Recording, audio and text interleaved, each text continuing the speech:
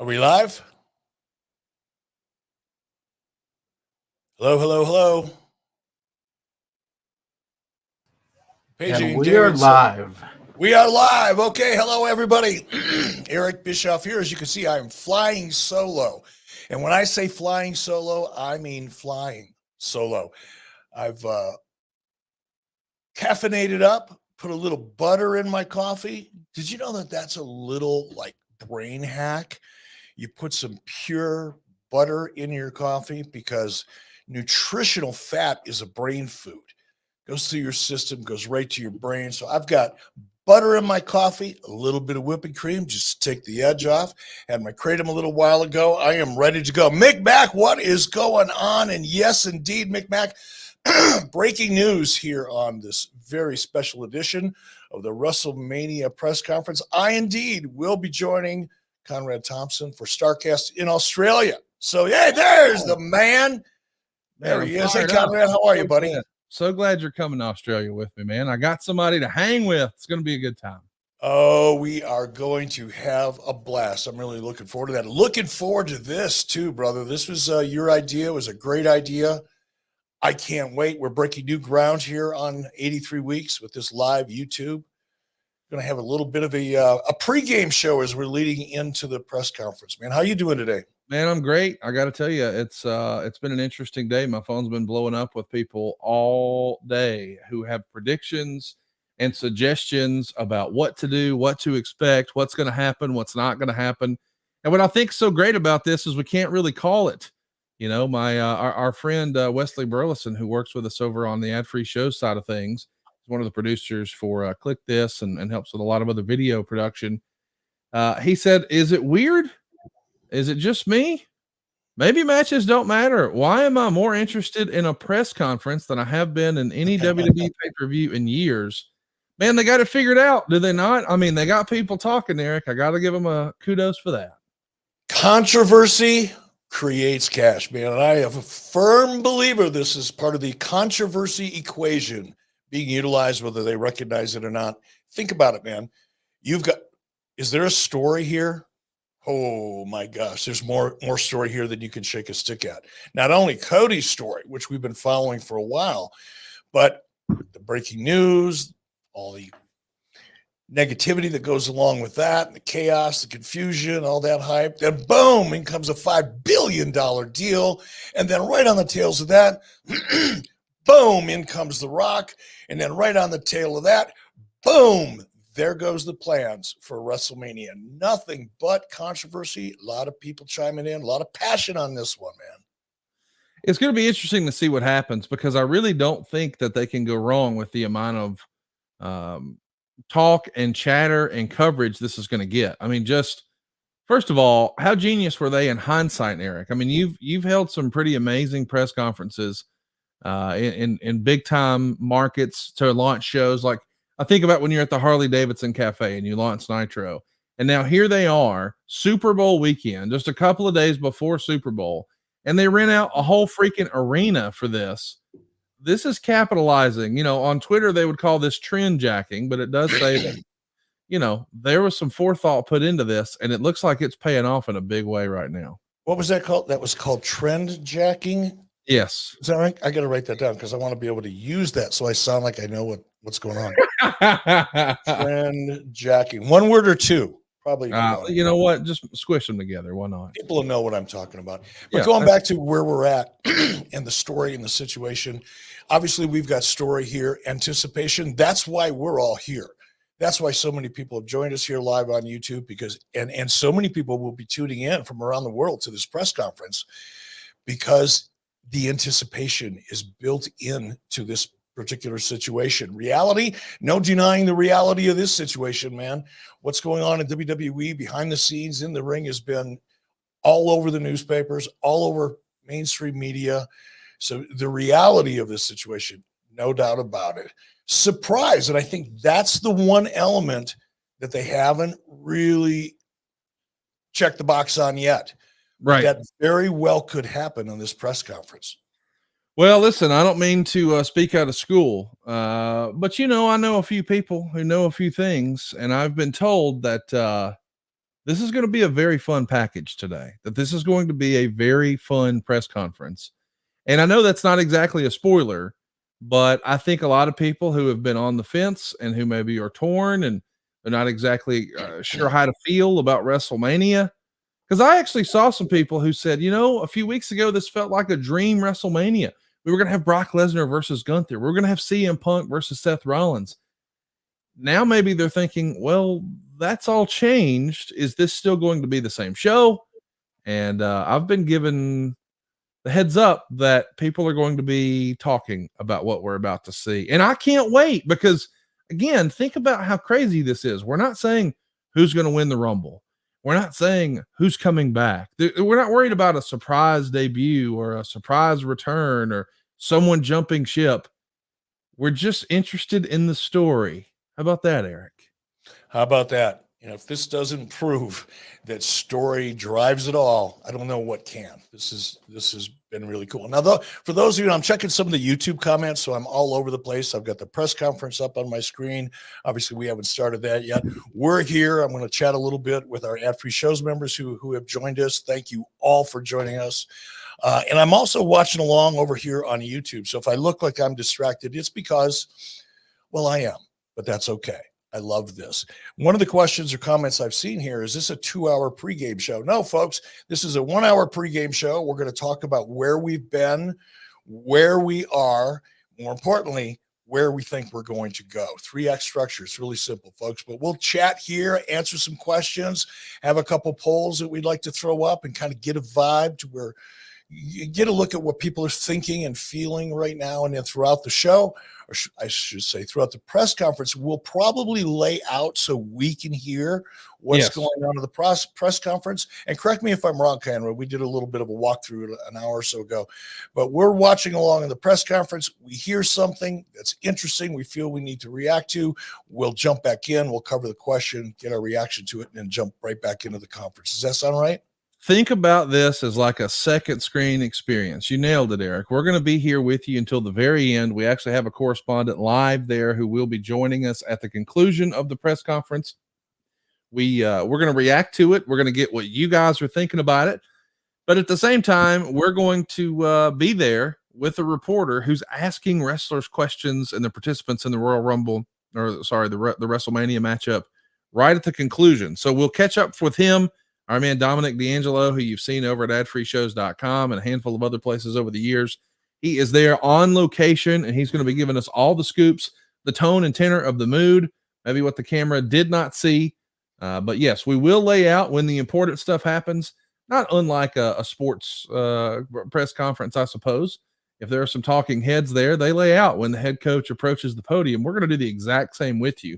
So if you haven't already, we want to encourage you, fire up your Peacock and click on the WWE section, and you'll be looking at the same screen that Eric and I are right now. Coverage will begin shortly.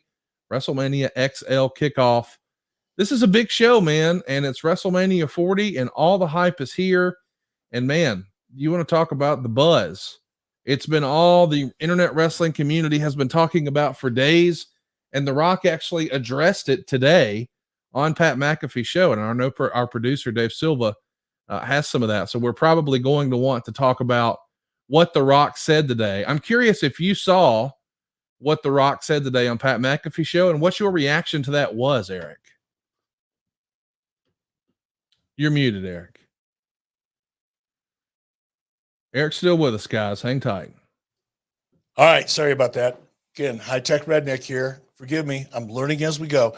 I did see it, by the way. I was excited to see it. And we did our podcast, 83 weeks, early Monday morning, or late Sunday night. That's right. It was late Sunday when we did it. It posted early Monday morning. And I was kind of a glass half full. I had a glass half full perspective, meaning there were so many options, so many ways to achieve the best outcome possible for everybody involved, that as I said on the podcast, I'm paraphrasing myself, but there's too many smart people sitting at that table to not figure out a way to make the best out of this situation. It sounds weird to say make the best out of a situation where you've got one of the most popular movie stars in the last 10 years in The Rock returning to action in WWE, but that Cody story that has been being told for the last 12 months or so is an amazing story, and it's got people emotionally involved. And I think Rock coming out and talking about Cody crybabies or whatever it was, I've seen hashtags all day long about it. Pretty interesting. I'm a Cody crybaby. I quote tweeted that and said, "Hey, I resemble that remark." But I'm totally for it, and I hope that they're pivoting. I don't think this was the original plan. Whenever we're about to see, I guess I could be surprised, but I think we've ran some polls and we've actually asked you guys what you thought. So if you haven't already, we want to hear from you. Vote in those polls.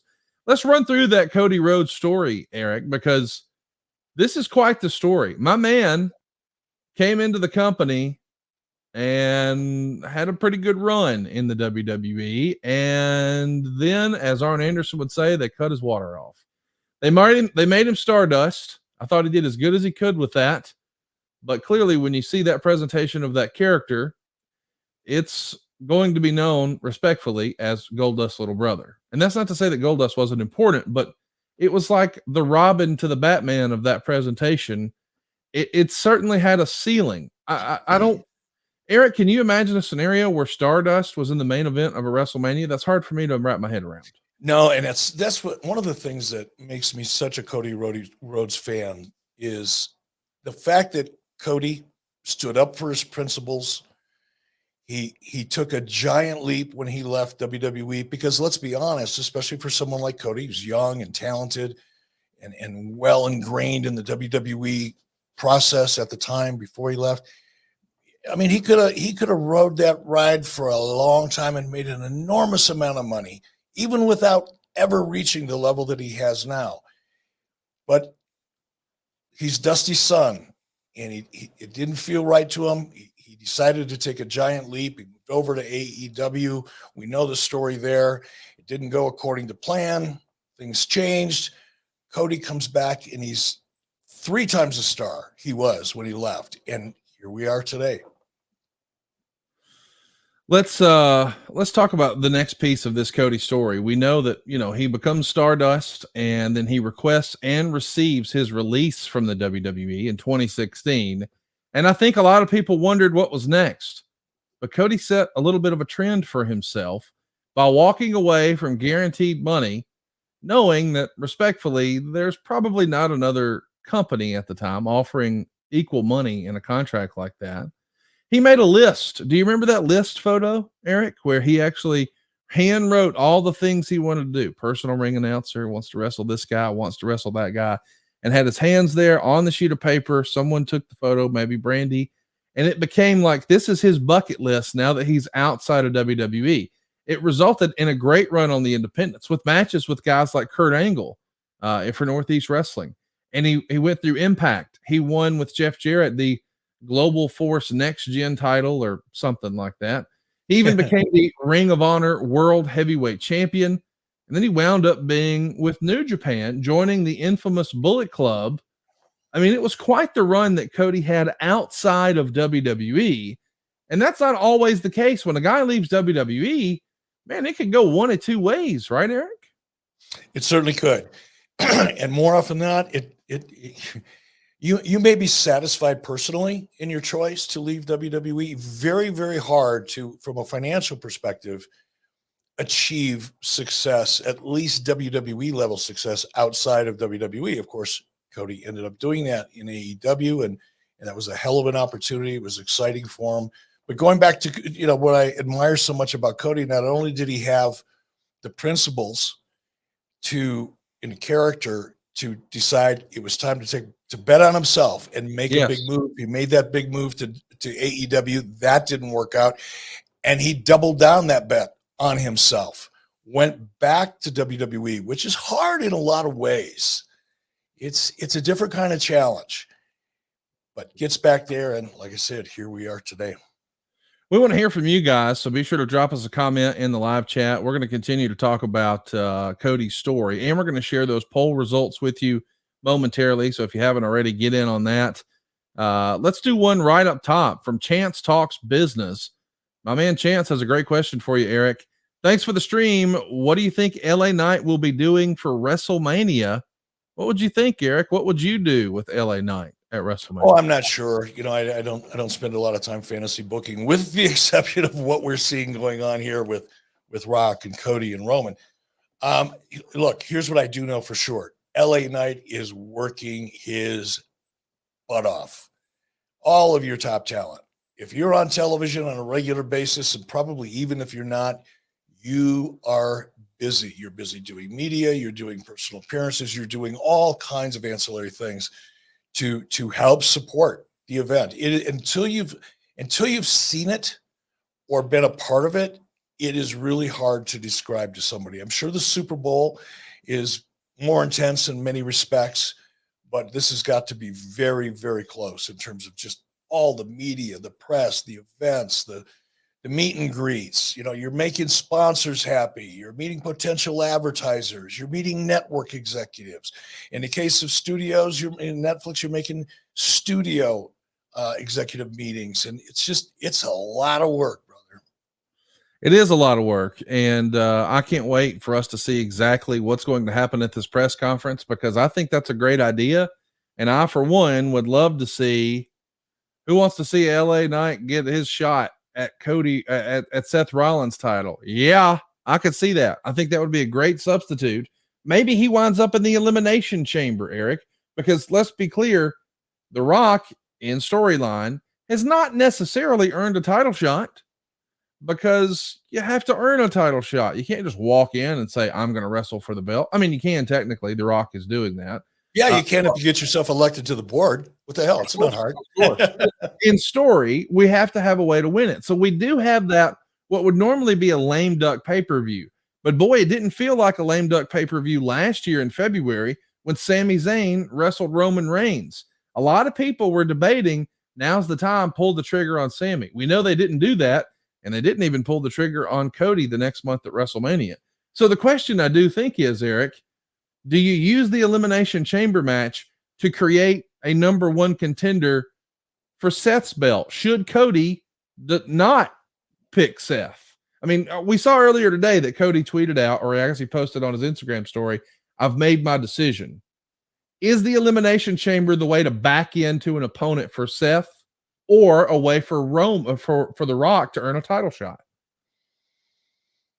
I would, if I had to bet, I'd bet on Rock earning a title shot in the Elimination Chamber, because it ties everything together, right? It helps to make sense out of a confusing situation. And before we get to the first poll, and I know maybe I'm just too excited about this, but let's set the table kind of in terms of the two theories. Right. That being, there's one theory that says this was all planned. Right. Everything that we're seeing unfold, I'll call it the Meltzer theory, because I think that's more or less the position that he's taking, that this is all part of a plan, and we're going to see Cody somehow in WrestleMania, where we want Cody fans want to see him. The other school of thought is that no, because of everything that's going on in WWE, and I don't want to spend any time talking about that. This is all good stuff, fun stuff, positive stuff, and that's all I want to talk about today. But there is this, giant cloud right now, or news event that's taking place in WWE, and there are some people who believe that the Netflix announcement, bringing in The Rock essentially suggesting, implying, inferring, however you want to address it, that he's going to take Cody's spot, or Cody is willing to give him Cody's opportunity, give Rock Cody's opportunity. That's the other theory. So it comes down to, do you think this is all part of a plan, or do you think this is a reaction? It'll be interesting to get everybody's opinion on that. I encourage people to vote now, if you can, before we reveal that poll. And I'd also like to go back and look at it once we're all done to see if anything happens during this press conference that makes people change their mind. Well, here's a spoiler. This was not the original plan. If anybody thinks that this was the original plan, now, can they make a great story out of it? Absolutely. And I think that's what a lot of people have to do in wrestling. I mean, who would have predicted just a few months ago that Charlotte Flair wouldn't be at WrestleMania because she tore her knee? Who would have predicted a few months ago that CM Punk wouldn't be at WrestleMania because he tore his tricep? who would have predicted a few months ago that Brock Lesnar was not going to be here? I mean, we may never get that Brock Lesnar Gunther match, and I was fired up to see it. But now it's a question mark for everybody. What is Gunther going to do with that Intercontinental title at WrestleMania? What is Seth going to do? Nobody would have wanted Seth to tear his knee, and a lot of people wondered, will he forfeit the title? What will all of that look like? I think he was probably hanging on to it. Somebody who's really a perhaps victim in all of this, I feel bad for, is if they do something different with Cody and he doesn't wrestle Seth, the Seth still main event night one. Punk and Seth had incredible buzz. That was a main event worthy of night one. And now maybe that's in question. I feel bad for Seth hopping along with one knee, trying to do his best he can here to make sense of a nonsensical storyline with Cody. This is just an interesting time, and I can't wait to see this press conference. We do have the poll results in, Eric. I think we should probably talk about that. What's going on with the WrestleMania 40 main event? It's all the work, and Cody headlines got 60% of the vote. So a lot of the people here on our 83 Weeks YouTube, they tend to think that they're going to stick with Cody. WWE felt they needed Rock because of recent headlines. That got 15%. And WWE thought that Rock was bigger than Cody, got 25%. I don't think that's really debatable. The Rock is a much bigger international global star than Cody Rhodes. But you make stars by creating stars. And it seems like since he's on the board, The Rock may not just be here one and done. If it does wind up being a title shot, could you see a scenario where The Rock actually wins the title and The Rock is the WWE champion coming out of WrestleMania? I think that's one of the things that kind of really intrigues me about all of this is trying to put myself in the shoes of the people at the, no pun intended, head of the table, or at least at the table, that are dealing with this. And before I go any further, I want to backtrack just a little bit. I didn't suggest, or I don't want to suggest, that this was part of any long-term plan. Clearly not the case. When I say part of the plan, I'm going back to early January. That this situation that we're seeing now has been developed and has evolved according to some sort of a plan since January. That may or may not be true. A lot of questions in there for sure. One of the things I wanted to mention, I tried to hit people over the head with it. I know you were sort of chuckling when I kept saying, Hunter lost his board seat and now The Rock has it. And you thought I was just sort of ribbing on the square, having fun. I wonder, was this a decision? We've all kind of been led to believe, and it's even been reported and hinted at, that this was a decision to bring back The Rock and insert him into the WrestleMania main event, that this was a decision that was made directly with Ari Emanuel. And I sort of laid out exactly what the unofficial org chart looks like. It's not really an org chart, guys, but Bruce answers to Hunter. They do creative. Hunter answers to Nick. Nick answers to Ari. And because Ari reps talent and The Rock is one of his biggest talents, you got to keep that guy sticky. You want to make him happy. If he wants to wrestle Roman, well, that's going to be good for WWE. That's going to be good for TKO, and it's going to be good for The Rock. So Ari pulled the trigger, and here we are. But if that was a decision that was made at the top and now it trickles down, maybe that makes sense as to why The Rock didn't win the Royal Rumble. I kind of thought, hey, bring in The Rock at number 30. He wins the Rumble. Well, he earned a shot. People come back all the time as a surprise. Rarely do those Hall of Famers return and actually win. Imagine a few years ago if Booker T had done that. People would have thought, well, that's weird. But with Roman, they understood immediately what the implication would have been, but we didn't see it. So I wonder, and maybe that's the reason we're all so fascinated here. There's more at play, it seems, than just wrestling storyline, or we want to believe there is, and that's great for business. We want to suspend our disbelief. I remember watching matches where it's like, okay, I know the rest of that was a show, but these two guys really don't like each other. And so when you start to think like that, Eric, and you suspend your disbelief, you just become insatiable with you want more. And I think that's where they are with the buzz right now for WWE. Yeah, no, I agree. And going back to The Rock and how they use Rock, or how Rock uses Rock, I should say, in this case, if you just step back and take all the emotion out of it, we're all biased to some degree or another. You're very close to Cody. I'm friendly with Cody. Known him since he was a little kid. Text every now and then. But watching Cody come up in the industry and get as close as he is now to that brass ring and finishing the story, because that story is real for Cody. That's another reason why the audience behind Cody is so animated. This isn't just a good scripted story. This is real. There's honest, organic, human emotion involved in this story. And even though Dusty isn't here, Dusty's here. He's a part of this story. And I think it's that emotion that has created so much support for Cody, and we've seen so much of it. And then you look at Rock and just the magnitude of star power that he brings, and the media that comes with him, the awareness that comes with it, the crossover that comes with him. From a business to business point of view, I absolutely 100% understand why they're putting Rock into the middle of things, or why Rock is putting Rock in the middle of things. However, does Rock need a belt? No. Is that going to make Rock's potential to contribute at WWE any more? It won't change a thing. No, you're right. Won't change a thing. So if you go, wait a minute, we don't really need to put Rock doesn't have to become champion at WWE in order to have value, particularly if he's going to continue making live events. So I'm less inclined that this is just, Rock coming in and throwing his weight around, so to speak, politically. Oh, no.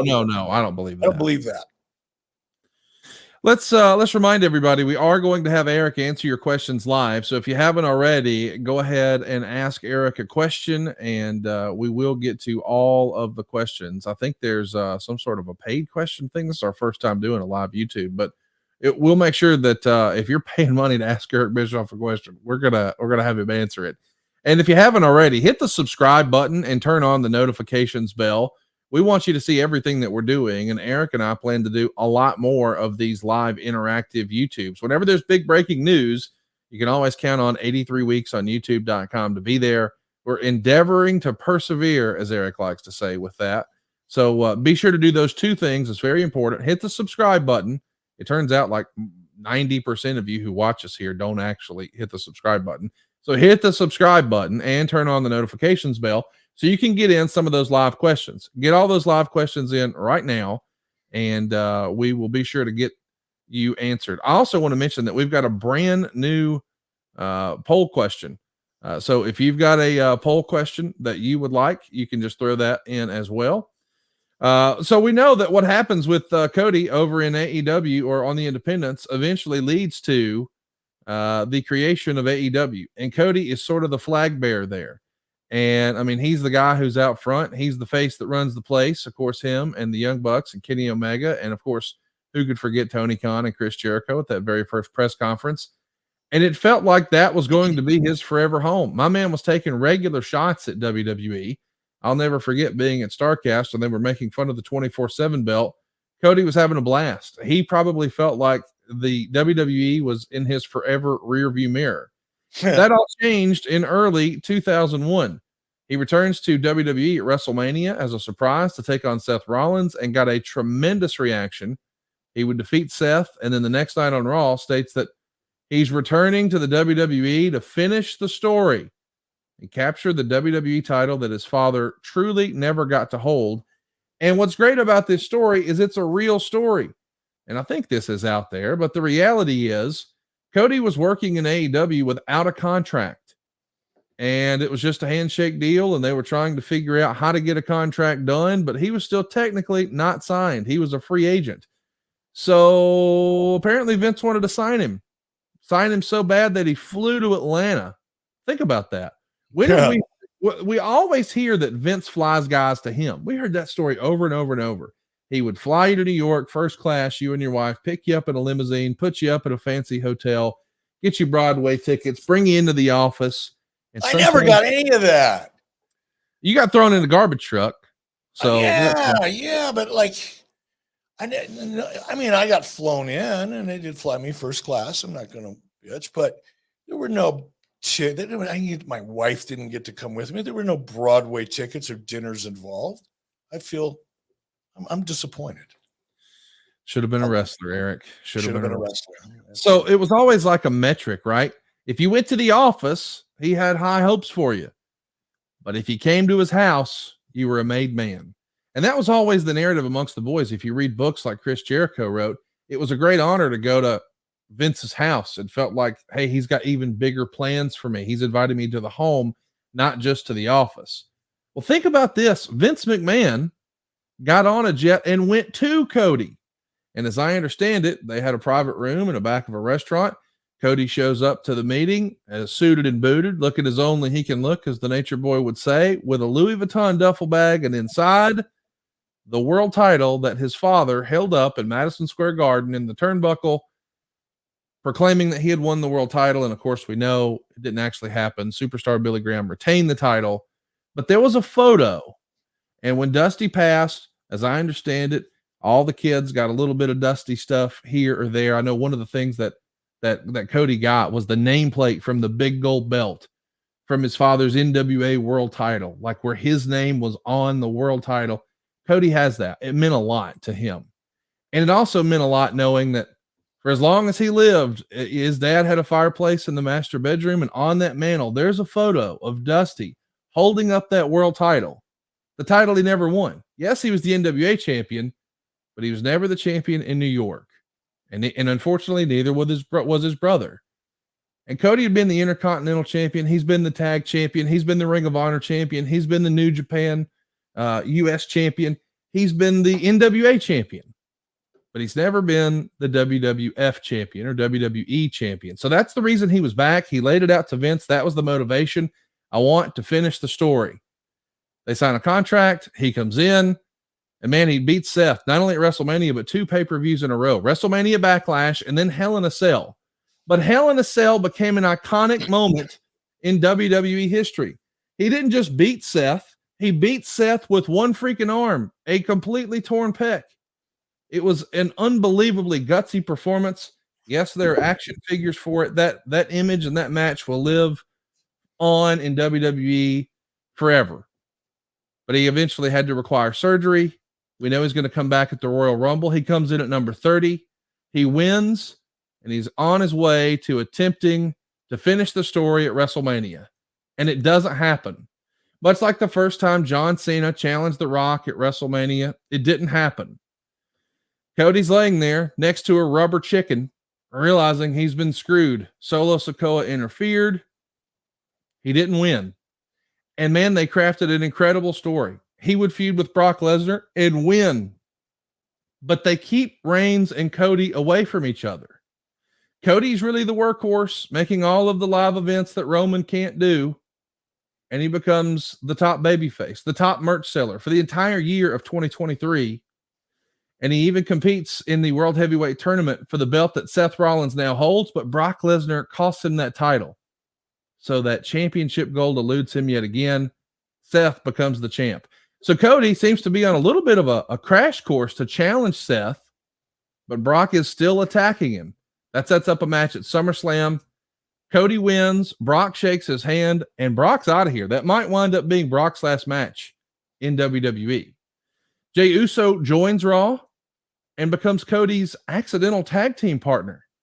And what do you know? They actually win the tag straps. I don't think a lot of people had that on their bingo card. Were you surprised to see Seth and Jay become tag team champions?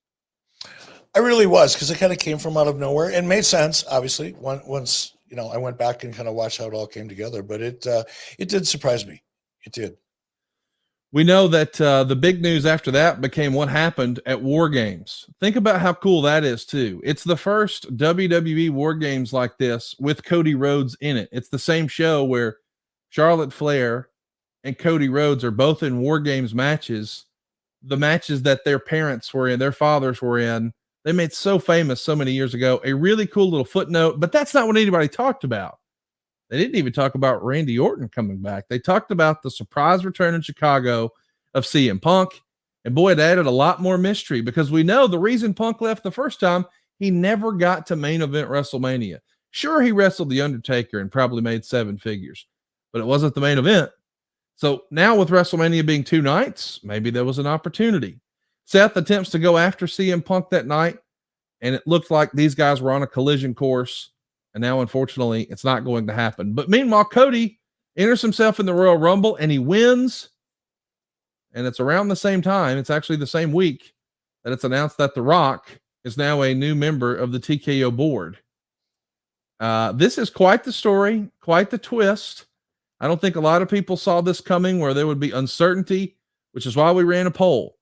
And the poll says, whatever happens with WrestleMania, is Cody set to be the top WWE star for the next few years? 70% said yes.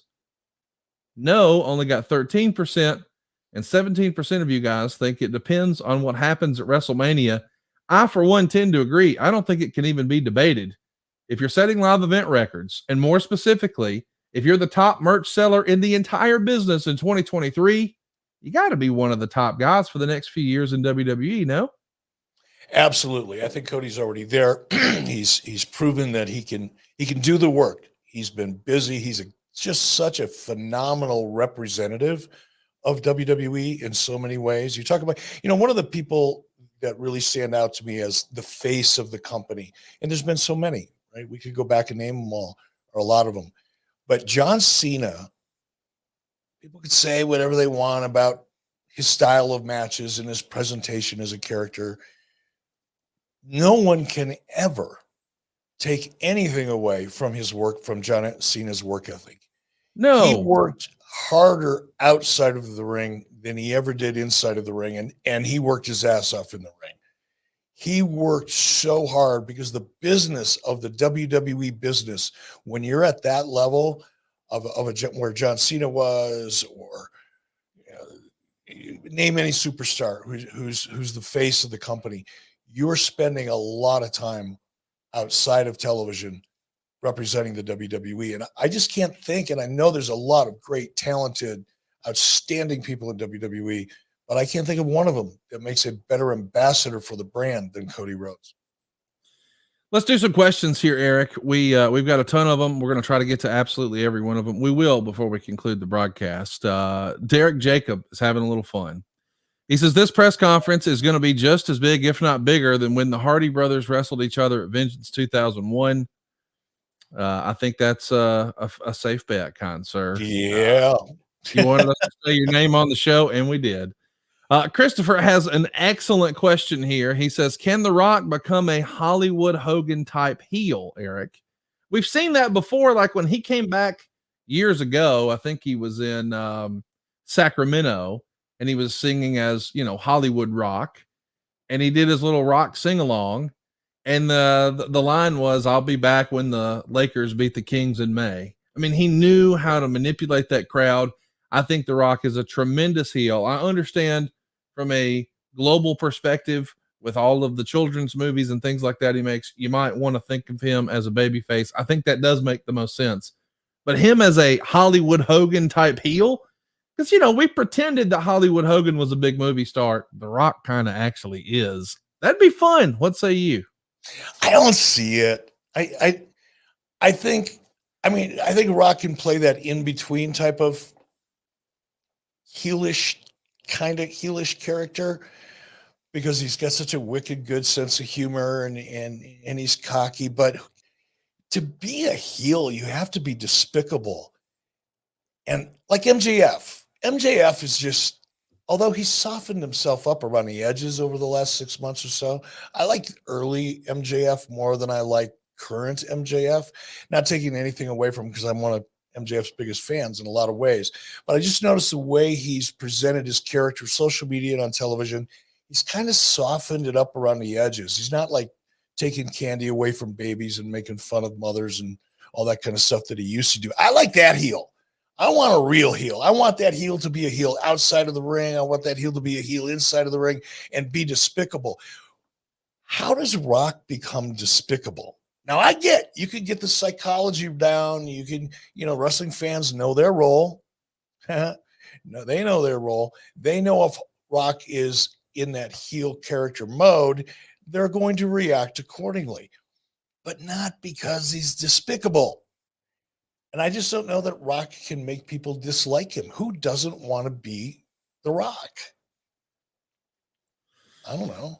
Maybe let's do Let's do another question here from J-Dog Boston. He says, Eric, are you surprised by the power of the dark fan base? Let's be real. Us true fans are the minority. It's loud and clear now.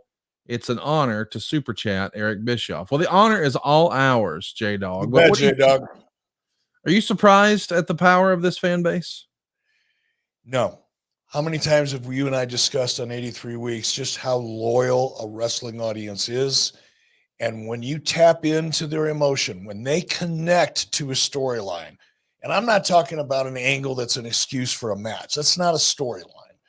But when they really invest, when that story feels real to them, or in this case is real to them in many respects, they are loud, they're proud, and they will tell you exactly how they feel, whether you want to hear it or not. Trust me.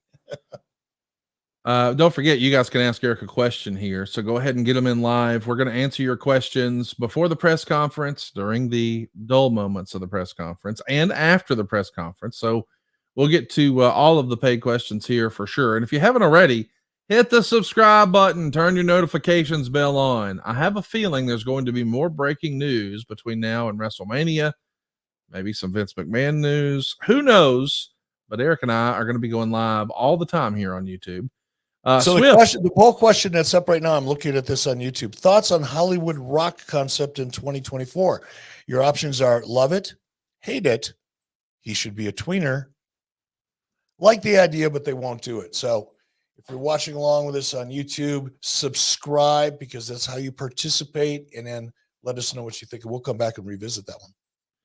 Swift says, and AEW fans hated Cody. Great shows. Keep killing it, guys. I disagree with a lot of your takes, but I love your show, and your thought process is fantastic. Wait a minute, Swift.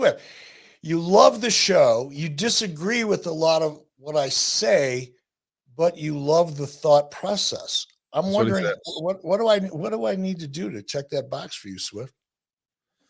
Maybe more importantly, I want to learn, hey, why do we think that AEW fans hated Cody? Maybe they just booed the creative at the end, but Cody started out as one of the most beloved figures in AEW. I think on some level, maybe they booked themselves into a corner by saying he wouldn't get a title shot. And, I think we can all agree that they were figuring things out in AEW. And if they had it to do over again, there'd probably be a few things that they wish they had back, but that's normal in wrestling, right, Eric? It is indeed. I mean, nobody's perfect 100% of the time. In wrestling, if you're batting 50-50, batting 500, as they say, you're a superstar. Not everything you try is going to work. Not every strategy makes sense, and not all creative resonates with everybody the way you hope it will. Well, sometimes you make a good impression, like you did on my man Marty McFly. He got in his time machine to leave you a nice message here today. He says, met Eric backstage at the St. Paul Civic Center in the late 1980s. He was super nice to me. Been a fan ever since. Robbinsdale High School wrestling mecca. How about that? You were nice to someone, Eric, once. Was that a mistake? Did you mean to do that? Is he sure it was really me? I mean, you're a natural born heel, Daddy. I don't know. I try to be. And Robbinsdale is the wrestling mecca of the world. I wrestled Kurt Hennig's brother, Randy Hennig. I wrestled in a match at Robbinsdale High School. I don't know if I ever told you the story. Obviously I knew who Larry the Axe Hennig was, watched him all the time on television, knew we were wrestling Robbinsdale. I didn't know I was going to end up wrestling Randy Hennig. And Randy Hennig, the only thing I remember, we were on the mat, I think second or third period. He had what's called a figure four around my waist, and he had a half Nelson in trying to roll me over, and he was squeezing my guts out. I mean, I could hardly breathe. And I looked up, and what did I see? Larry the Axe Hennig sitting on the front row of the bleachers, staring down, looking at me while I was getting my guts squeezed out by his kid. So when he says the wrestling mecca, Robbinsdale, that's a fact, Jack. Great question here from Jim. Appreciate the love, Jim. He says, what's up, Conrad and Eric? Hello from the San Francisco Bay Area. Longtime listener to the podcast. Your thoughts on this year's road to WrestleMania? I really hope that Cody goes for the WWE Undisputed title. Thanks to both of you that all you do. So listen, man, this has been a winding road to WrestleMania. And I think, listen, we're really going to kick it into high gear today. I don't know that we can call the road to WrestleMania until we're through Elimination Chamber at least. It felt like the SmackDown a couple of weeks ago was out of left field, but I don't know. We'll see what happens. I mean, there were some awkward moments, and we saw the SmackDown promo with Cody. We saw what happened on Monday on Raw following the Friday show, and at best, I think those segments were awkward. Obviously, with Rock, you get the big reaction and the positive support, and you see that. But I think the fans were confused, particularly on Friday on SmackDown.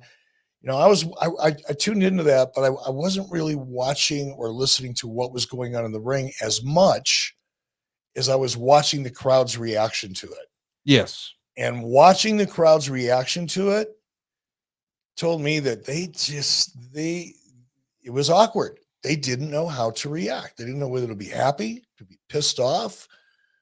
They just didn't know. And I think by the end of the night tonight, fans are going to have a much better idea of what the story is going forward. I think you're going to get even more investment. And I'm excited because I've heard a little bit of buzz in the background, and this doesn't feel like a normal press conference. It's going to be a landmark match or a landmark show here today. It's not even a match. That's what's crazy. We're not even talking about matches. We're talking about story. Old Sarsa reigns supreme. Marcus Pugh wants to know, Eric, how do you think Dusty would feel about this story thus far and about Cody's career up to this point? This podcast helped me love weed again. Thank you. Wow. Okay. Didn't expect that, but you're welcome for loving the weed. But Eric, what do you think? How would Dusty feel?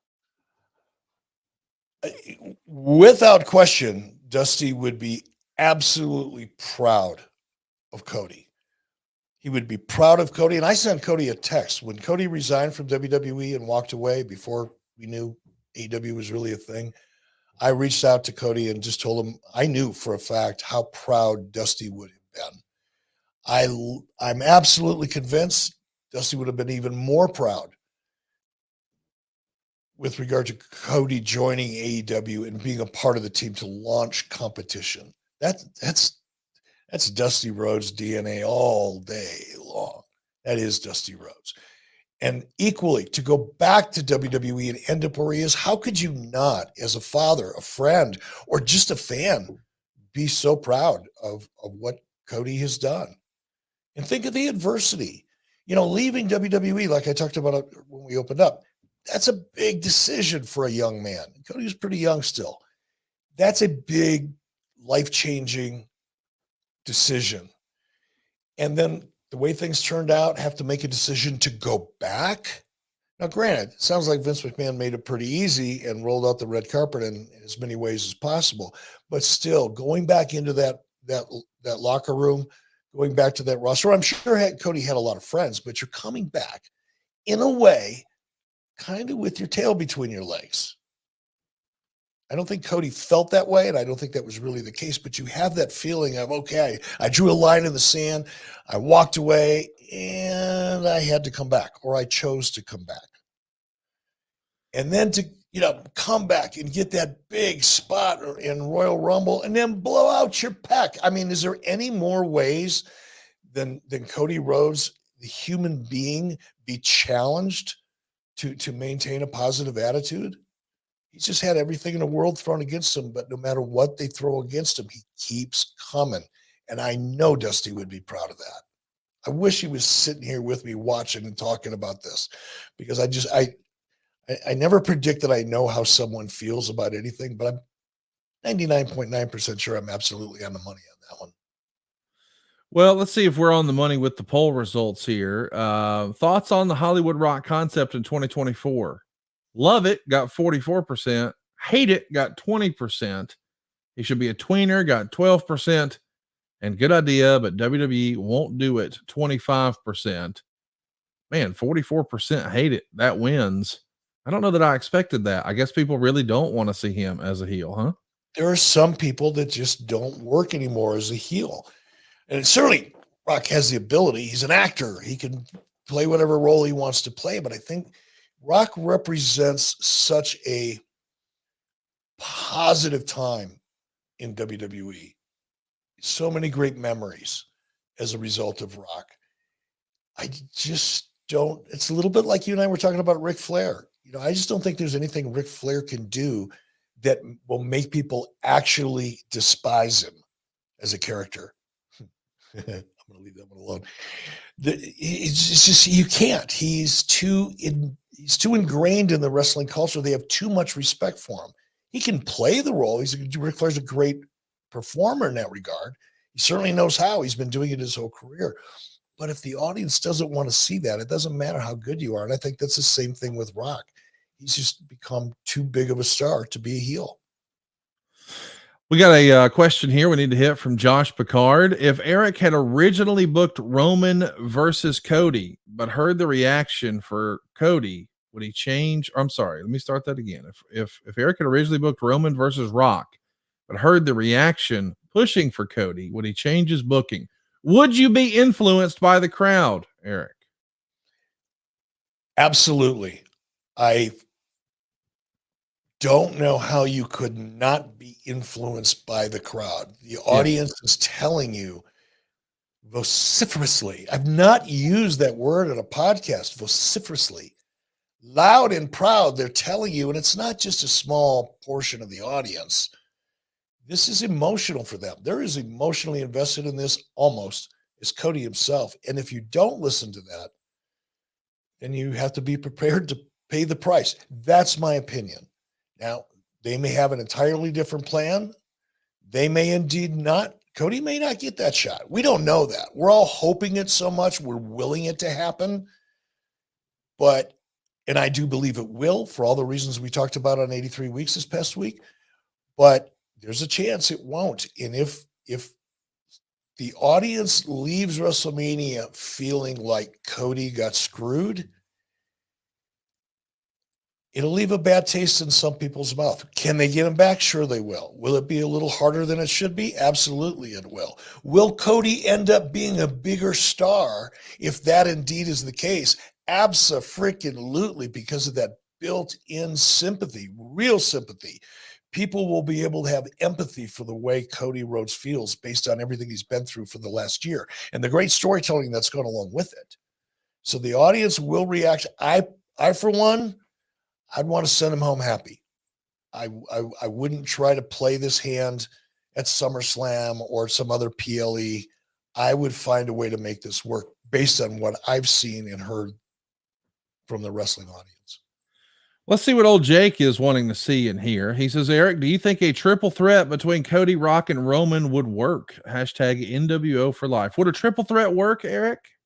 Jake, thank you very much for the question, brother. I appreciate that. And that's a smart question. Would it work? Sure. Would it? I normally don't like triple threats because it takes the personal issues out of it. In this case, not so much. The issue, the story, would actually play out pretty well in a triple threat. I'd still like to see it be one-on-one. That's just my artistic preference, but a triple threat certainly would work and arguably could be more compelling than just a one-on-one match. It's pretty compelling, this press conference we're about to watch. We are home stretching it. We're about a minute away. I want to remind you, this is best as a 2-screen experience. Eric and I are going to be riding along shotgun with you the entire time. We're going to step out whenever something major is happening, but when it's just talking heads, just babbling on, we'll keep you entertained and keep answering your questions. But we don't want you to miss a thing. So when something major is happening at the podium, we want you to be a part of that. Don't forget, if you haven't already, hit that subscribe button and be sure to turn on the notifications bell. We're going to be going live more often. J-Dog Boston wants to say, I guarantee you with Cody as champion, the ratings will get an interest, will dip, just like with Bryan and Kofi. I think he's saying that Cody will not maintain the ratings. I guess he hasn't been watching wrestling for the last little bit because Cody's been in the main event for a while and the ratings have been pretty good. I just don't see them dipping, but maybe if Rock wins the belt and he shows up once a month, the ratings will do better. What the hell do I know? Yes, I'm being a smart ass, but I'm just saying Rock's not going to be on TV every week. Roman works a handful of TVs a year. Like, the guy who's there all the time has a better shot to have a compelling story. Now, is he as big of a star as The Rock? Of course not. But I don't see it. I don't think the ratings will take a dip. Do you? I don't either. But let's get some more questions because this press conference is going to get going here pretty quickly, and I'd like to get a couple more in. Looks like they're about to start. You're hurrying me along. Okay. Matt. Well, I know I saw a note on here that says, Eric, you're talking too much. Shut the fuck up. I love when we do it live. And the press conference is starting right now. I don't think anything is happening just yet. We'll do some more here. Jedi Mind Trick 75 says, I could be missing something, but wasn't The Rock's Raw appearance and head of the table comment before the Rumble?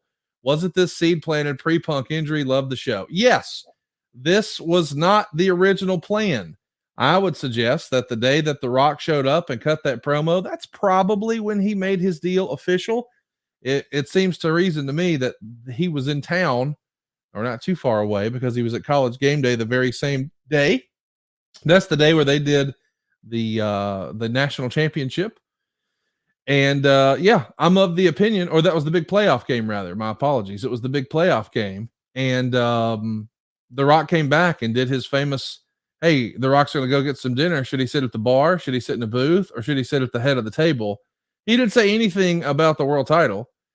So this sort of predates, I guess, the Punk injury. I don't think the Punk injury had anything to do with Cody whatsoever. I don't think that was ever in the cards. We're seeing some shots from the Las Vegas Strip there. But excellent question here from Jedi Mind Trick. I don't think the Punk injury changed anything that we're about to see with regard to Cody or Rock. Do you? No, absolutely not. Absolutely not. They may have been scrambling, but I don't think there was that much pre-planning involved. We see Cody Rhodes arriving earlier today. We just saw Triple H there. I love that we're getting footage of them walking into the building. This feels like an NFL game. Marcus Pugh says, sorry, I meant this podcast helped me love wrestling again. I stopped watching, but started back after listening. Final question. Do you see WWE ever turning Cody heel, or will he be more like the John Cena? Of course, we know famously, John Cena never turned heel. Do you see a scenario where they turn Cody heel one day, or is he the forever babyface, kind of like a Sting or John Cena? I could see heel and Cody. I can see it. It would be a while. I don't know that Cody would feel comfortable as a heel, but there's so much story. Let me track the audio here. Oh, I thought they were going to play The Rock's comment. They did not play The Rock's comment, but we saw him getting into his SUV in the back, and he said something like long gamer. So we've got a video package here talking about the history of WrestleMania and 40 years ago. Nobody does these packages better. I'm going to look forward to going back and watching this a little bit later. Mike Baugh says, what if Rock can't commit to do more than one just match? I love Cody, but I'm Team Rock on this because I'm worried if we don't get Rock now, we might not ever.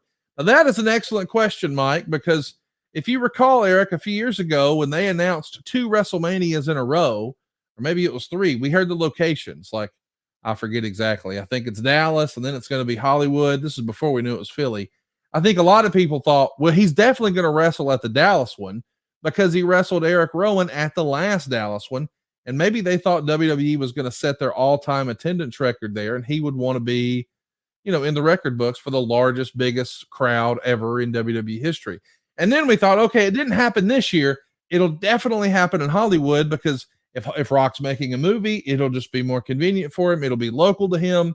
It felt like we could have gotten Rock and Roman in both Dallas and Hollywood. It didn't happen. But now it looks like we might be getting it in Philadelphia. Where do you stand on that question? You lost me. What's the question? I think the question was about whether or not you think this is the last chance we could get The Rock. I mean, he's on the No. I'm sorry.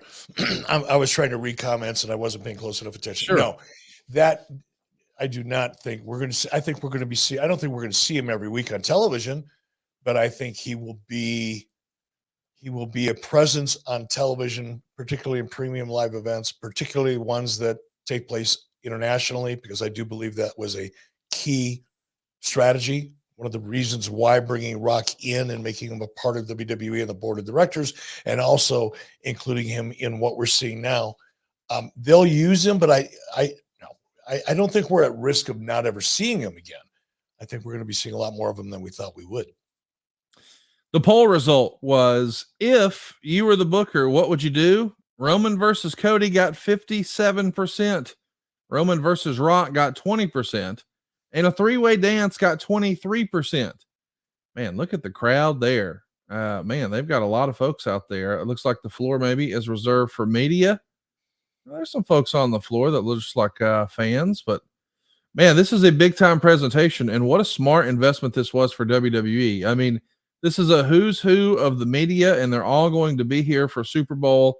And interestingly enough, they're not seated. Normally, they're seated on a panel like this. We see 4 guys here. How about that? Pat McAfee's in the house, Big E's in the house, CM Punk, and Michael Cole. This feels like a special occasion. It has a big time feel, almost like a college game day or a big boxing match or the college football playoff. I mean, I like the hype and vibe here. I think they've done an excellent job with this, Eric. I agree. And where are you at with regard to the press conference stream? What's your time code? Do you have it?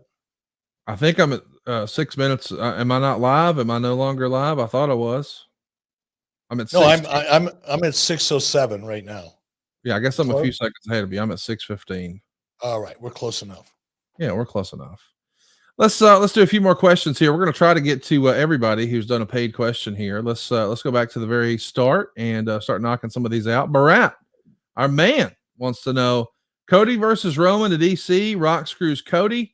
Cody versus Rock versus Roman WrestleMania. I do think that they're probably going to set something up for Elimination Chamber. I mean, everybody coming out of this from a mainstream perspective is going to know all about WrestleMania. It does feel like an excellent way to get a plug for Elimination Chamber in Australia. You got to do a little Elimination Chamber buttoning up on this show, don't you think? I agree. And I think Barat's onto something there. That is one of many or several really good options, and I could certainly see that scenario playing out, Barat. I want to give a special shout out to Silver, who donated $5 to the cause. We greatly appreciate that. Old Mick Mac wants to know, and boy, this is a fun comment. Eric, I have no idea what I'm in for here, but he says, let's make Conrad eat Vegemite at StarCast. You and I are both going to be at StarCast in Australia, April 11th through April 14th. Tickets are on sale now, starcast.com. But what the fuck is Vegemite, Eric? I don't even know what that is. It's a surprise. It only grows. It only grows in Australia. That's why you can't get it anywhere else. So Vegemite it's a plant, and it's harvested and processed, and it's a very healthy kind of thing. But you'll love it. You'll love it. Like I said, it only grows in Australia. Okay, I thought it was. All right, I see you're fucking with me now. I just Googled it. Yeah, just a little bit. Wrestling with Respect says Rock turns heel tonight, joins Roman, acknowledges him as tribal chief. Major heat for Rock and Roman. Cody over even more. Only for Rock to cost Roman. So man, he's got it all mapped out there. I would be surprised to see if The Rock turns heel on this press conference. Would you? I would be shocked. Yes. If there is a play for Rock turning heel at some point, I could see it happening down the road, whether I like it or not, but I could see it happening down the road. I can't see it happening tonight or this soon. Fightography wants to know, Eric, if this is a work, how dangerous is it? I mean, what would be the risk if the fans all wanted Rock to headline and this story doesn't hit right? Look, I think if Rock is involved, I think if Rock lays a hand on Roman in any way, shape, or form, I think if there's confrontation and conflict involving Rock and Cody and or Roman, the fans will be happy. I don't think anybody will be disappointed. I don't think it has to be Rock walking away, defeating Roman for the title and then carrying the story forward or anything like that. So I don't think there's really much of a risk. Like I said on 83 Weeks Monday, there's just too many great ways to make this all work out. Too many. I could be mistaken, but I think I just saw Nick Khan walk across the background there. Chris wants to know, is it a mistake if Cody picks Seth today? I think so. I mean, I think there'd be a lot of disappointed people if that's the direction. Could be wrong. Could be wrong. I just don't feel it. And that's what this is. This is a feel. Yes. There's more than one correct answer. There's more than one correct strategy. There's a lot of information. There's a lot of things going on that we don't know about behind the scenes. And at a certain point, you just got to go with your gut. But my gut tells me this is going to end up the way you and I wanted to. We're pulling for Cody. I'll admit my bias. Not afraid of that. Check out that NWO shirt in the background there. CM Punk talking. That's an LWO shirt, actually. I love it. It's all inspired. It's all inspired. Here's a question from Gambo E. Rock versus Roman for head of the table day 1. Roman wins clean. Rock versus Rock day 2. Rock screws Cody. Rock goes heel and joins Bloodline. What are your thoughts? So I don't know that Cody versus Rock day 2. I think you mean Cody versus Roman day 2. Because if Roman won the first night, why would Cody wrestle Rock the second night? He'd still need, I don't know. Maybe he didn't mean that, but do you see there as being a scenario where The Rock joins the Bloodline? Gamble, thanks for the question. I don't see it right now for the reason that we talked about earlier. I just don't see Rock turning heel this quickly. Could be wrong. I mean, the way Rock conducted himself on Pat McAfee's show today. Yeah. I mean, he gave us a look at heelish Rock, right? No doubt. Gave us a look. So that could be. Hey, before we go any further, I'm going to take a quick break. Can you handle a question or two for me? Yeah, absolutely. Greatly appreciate all you guys joining us here. We are watching the press conference along with you. We've got right to left, Michael Cole, CM Punk, Big E Langston, and of course, Pat McAfee. I, for one, hope we see Big E inside a ring sooner rather than later. I think he's still got no timetable as to when he's going to return. I'm sure he's doing a great job as being a talking head on the show, but man, I'd love to see now with the new regime, the new writing team, if you will, at WWE. I'd love to see what they could do with Big E. Let's do a question from Reb here. He says, this has been great. Would you folks at 83 Weeks be willing to do more pre-show style live streams for a couple of other major PLEs in the future? Absolutely. We're going to make this a priority, and the entirety of our run here on 83 Weeks. We've always focused on the RSS feed, but we are going to start prioritizing YouTube. So you want to hit that subscribe button and be sure to turn on that notifications bell. Whenever there's breaking news or a major show, we might do a preview, we might do a post show. We really want to hear from you guys. So let us know in the comments. Be sure to vote in the polls.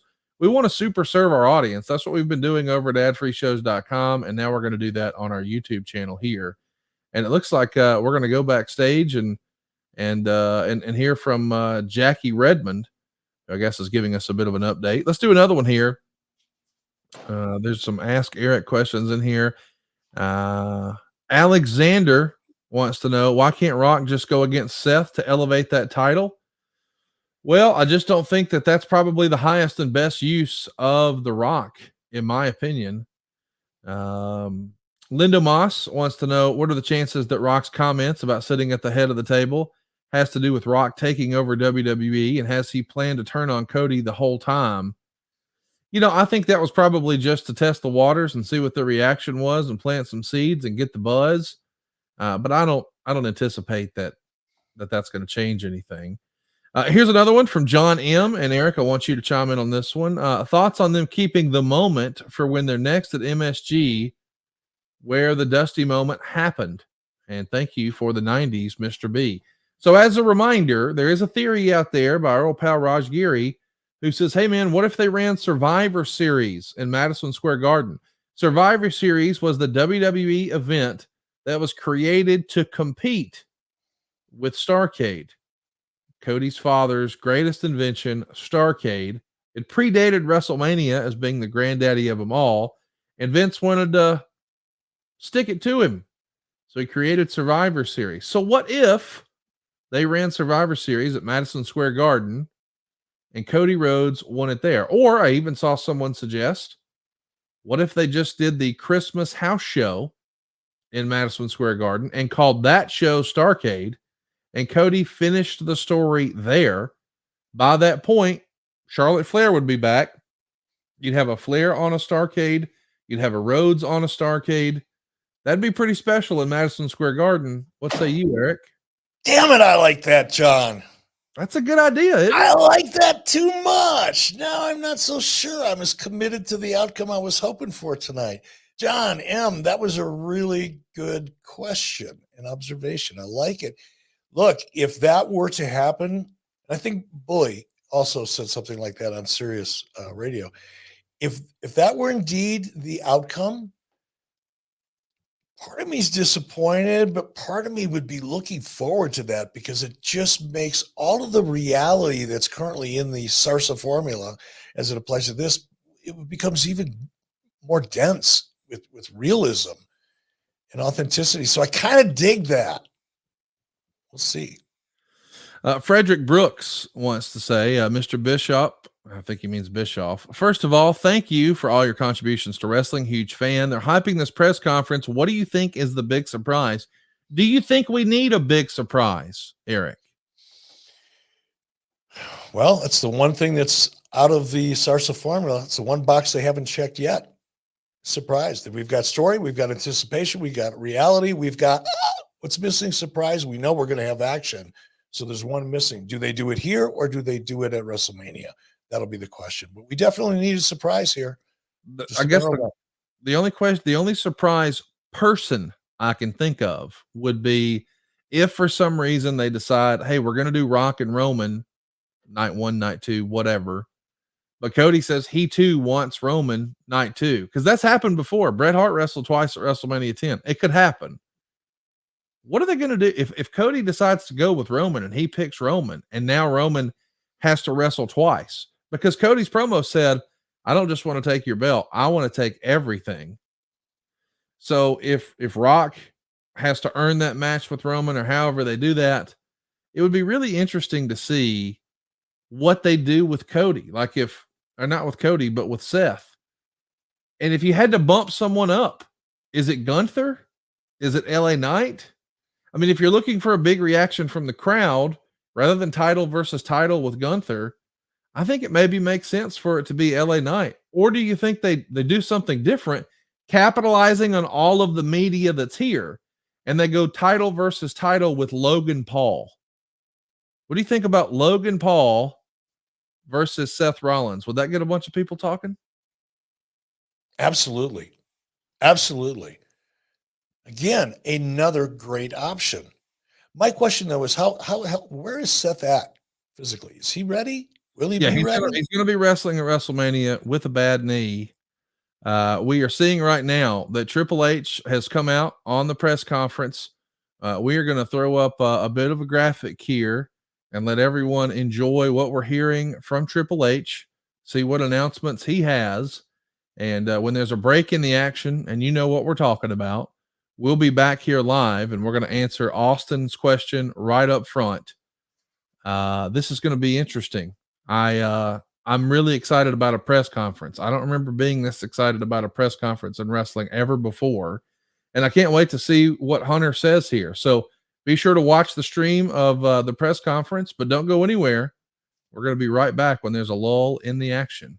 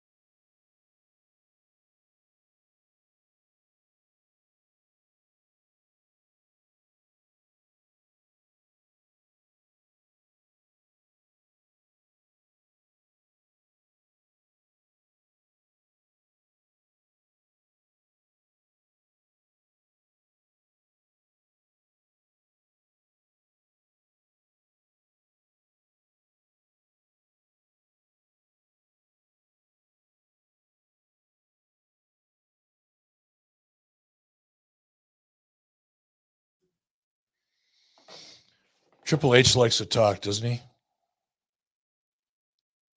It's all about the game. Well, you do that really well. If The Rock is going to be out here talking, so will I. Austin Lancet wants to know, hey guys, much love. Here's my question for Eric and Conrad. Why have we not seen a major college football stadium host a big time wrestling event? I think that most are in small towns, but I think it would be cool. I mean, I think you probably answered your own question there. They're in smaller towns. Like, you want people to be able to get around pretty easily, and that would not be the case in Tuscaloosa, Alabama. Yeah, you've got to have a lot going on in your town to do that. How about, look, they charged $2,000 a ticket for this thing? No. You did not see that. This is free for everyone to attend, but if you want a VIP experience where you get your picture made with Cody and he gives you a weight belt or some shit like that, that's $2,000. Oh, I was gonna say, man, they just did like a $2 million house just for the press conference.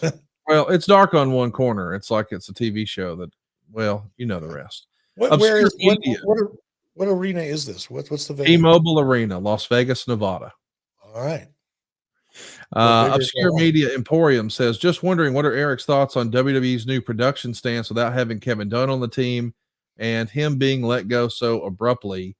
I mean, I can't speak for Eric, but I don't think either he nor I know why he was quote unquote let go. He may have just retired. The dude's in his 70s. I think people forget about that.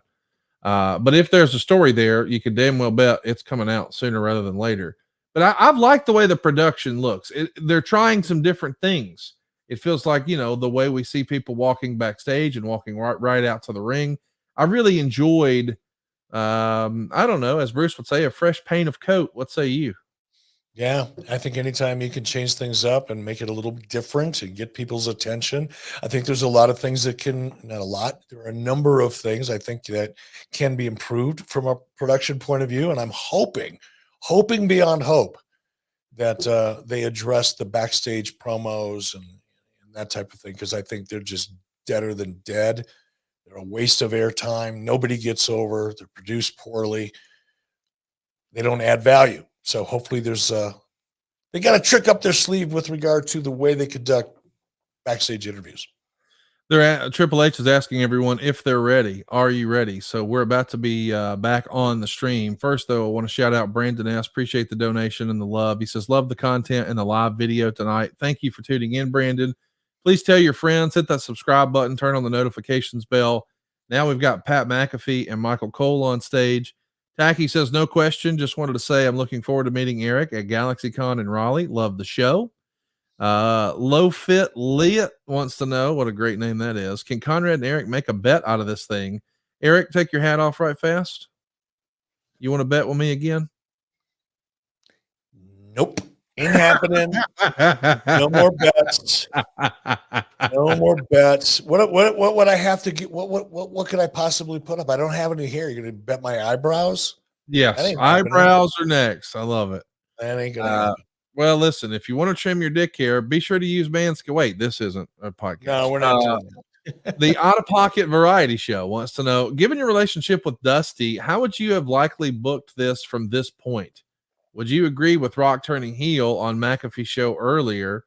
So I don't know that he necessarily turned heel. I think he just had to acknowledge the haters. I did see some comments on Twitter. I couldn't believe this was real, but one of the comments I saw was, hey, they lost me as a fan. With the way he handled, the story. Here's let me see if I could find it. Cody Vanetti said, I can't believe a board member for TKO went on TV and called fans crybaby bitches. So ends my long tenure as a WWE fan. That wasn't a heel promo. That was straight butthurt and classless act by The Rock and his inflated ego. I don't know, man. People seem to like it. I thought it was funny, and hell, half the internet thought he was talking about me and Dave LaGreca. But I thought it was funny, and I thought it was. And Rock did a great job before he went into that heel smartass kind of comments. He did a great job of putting the whole situation in context. He put Cody over, talked about how much he respects Cody and how much affection he has for him. So lighten up, brother. Lighten up. Bianca Belair is out on the stage. She has a mic in her hand. The Out of Pocket Variety Show wants to know, though, how how would he have booked this, do you think? How would he, being Dusty, have booked this? I mean, we know that Dusty was a big fan of the Dusty finish, but we also know that, he tried to take care of his son. I'm sure everybody would agree with that. But if Cody was not his son and you just knew his booking philosophies, what would you expect? What would Dusty do? I think there's a chance. I don't know if he would do it or not, but there would be at least a conversation about Rock Roman night one. Rock beats Roman. Cody beats Rock the next night. I know that's crazy hot potato booking, but can you imagine that? What would get Cody over more than beating Rock? I mean, I don't think there's anything that could get him over more. And that's one of the things that I tried to argue on Twitter this past weekend, that you become a star by beating other stars. It's not like The Rock showed up day one and he was the biggest star in the history of WWE. He looked like Pineapple Willie. He had some silly shit on and some silly hair, and fans hated him. But he evolved. He got better. He changed. So now all of a sudden, all the Super Rock fans are coming out and saying, "Ain't no way Stardust is going to win." Well, nobody thought Rocky Maivia was going to beat The Undertaker when he debuted either. It's just one of those things. You grow and you get better, and you got to have a little patience. And Bianca Belair, she's working the patience of this crowd. I got to be honest, this looks like she's giving a TED talk. We are 25 minutes into this press conference so far, and I know we have not been listening to it, but it feels like a lot of filler. I guess they really are going to go the full hour. I don't know if this in execution is going the way they maybe hoped it would, Eric. And I'm seeing some reports, not that it matters, but Pat McAfee called it WWF. So he really is one of us. What do you think of this presentation so far? I mean, I like that it looks and feels big, but I feel like we should have kind of moved this all along a little bit faster. What say you?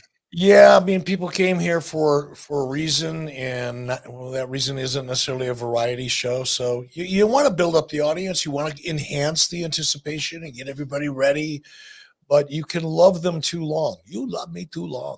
Don't want to love them too long. Voice Inject says, my mom is not a wrestling fan. She wants to watch Rock versus Roman. She doesn't know who Cody is. Well, maybe she will when Cody beats The Rock. I mean, that's how you make a star, right? Like, your mom didn't know who Roman was before they pushed him down our throat for the last 8 years. Like, let's not forget the blowback and pushback that Roman had to start. Oh, wait a minute, I got a question, Voice Inject. If your mom is not a wrestling fan, but she wants to see Rock versus Roman, how could she want to see Rock versus Roman if she's not a wrestling fan? If she's not a wrestling fan, she doesn't know who Rock is, right? Well, she's a movie fan. Listen, let's be honest. Every woman wants to see The Rock. Every woman wants to see Roman Reigns. These are every guy wants to be Rock, which is why it would be hard for him to be a heel. At the mortgage company, anytime I would get some sort of a new hire or someone who starts, and they know that, hey, I advertise the mortgage company on the podcast, inevitably the guys would always say, "So Hulk Hogan and Ric Flair, huh? What are they like?" That sort of thing. Meanwhile, the ladies would say, "Did you ever meet The Rock?" I mean, that was pretty consistent with that. We did another poll result. We wanted to see, hey, what do you guys think about Seth Rollins versus Logan Paul? Not for me got 50%. Sure got 27%. And 23% said they love it.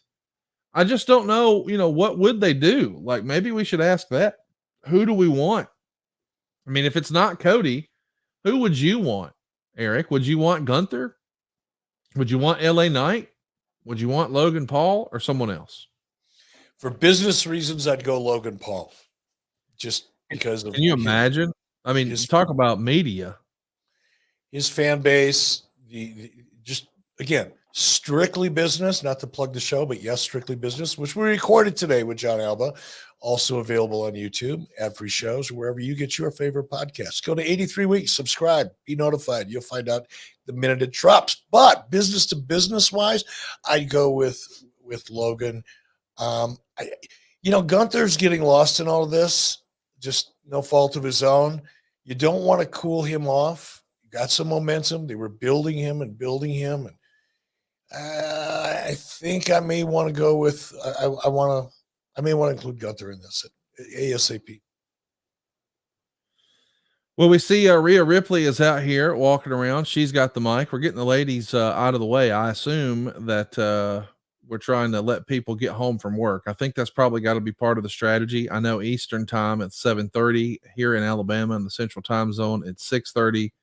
Maybe they just want to make sure everybody's got a chance to know this is going on and tune in and pump those numbers up. As I understand, the longer you stream on something like this, the more likely people are to find it and catch on, because it's not just on Peacock, it's also on Twitch and their YouTube and a few other places, I believe.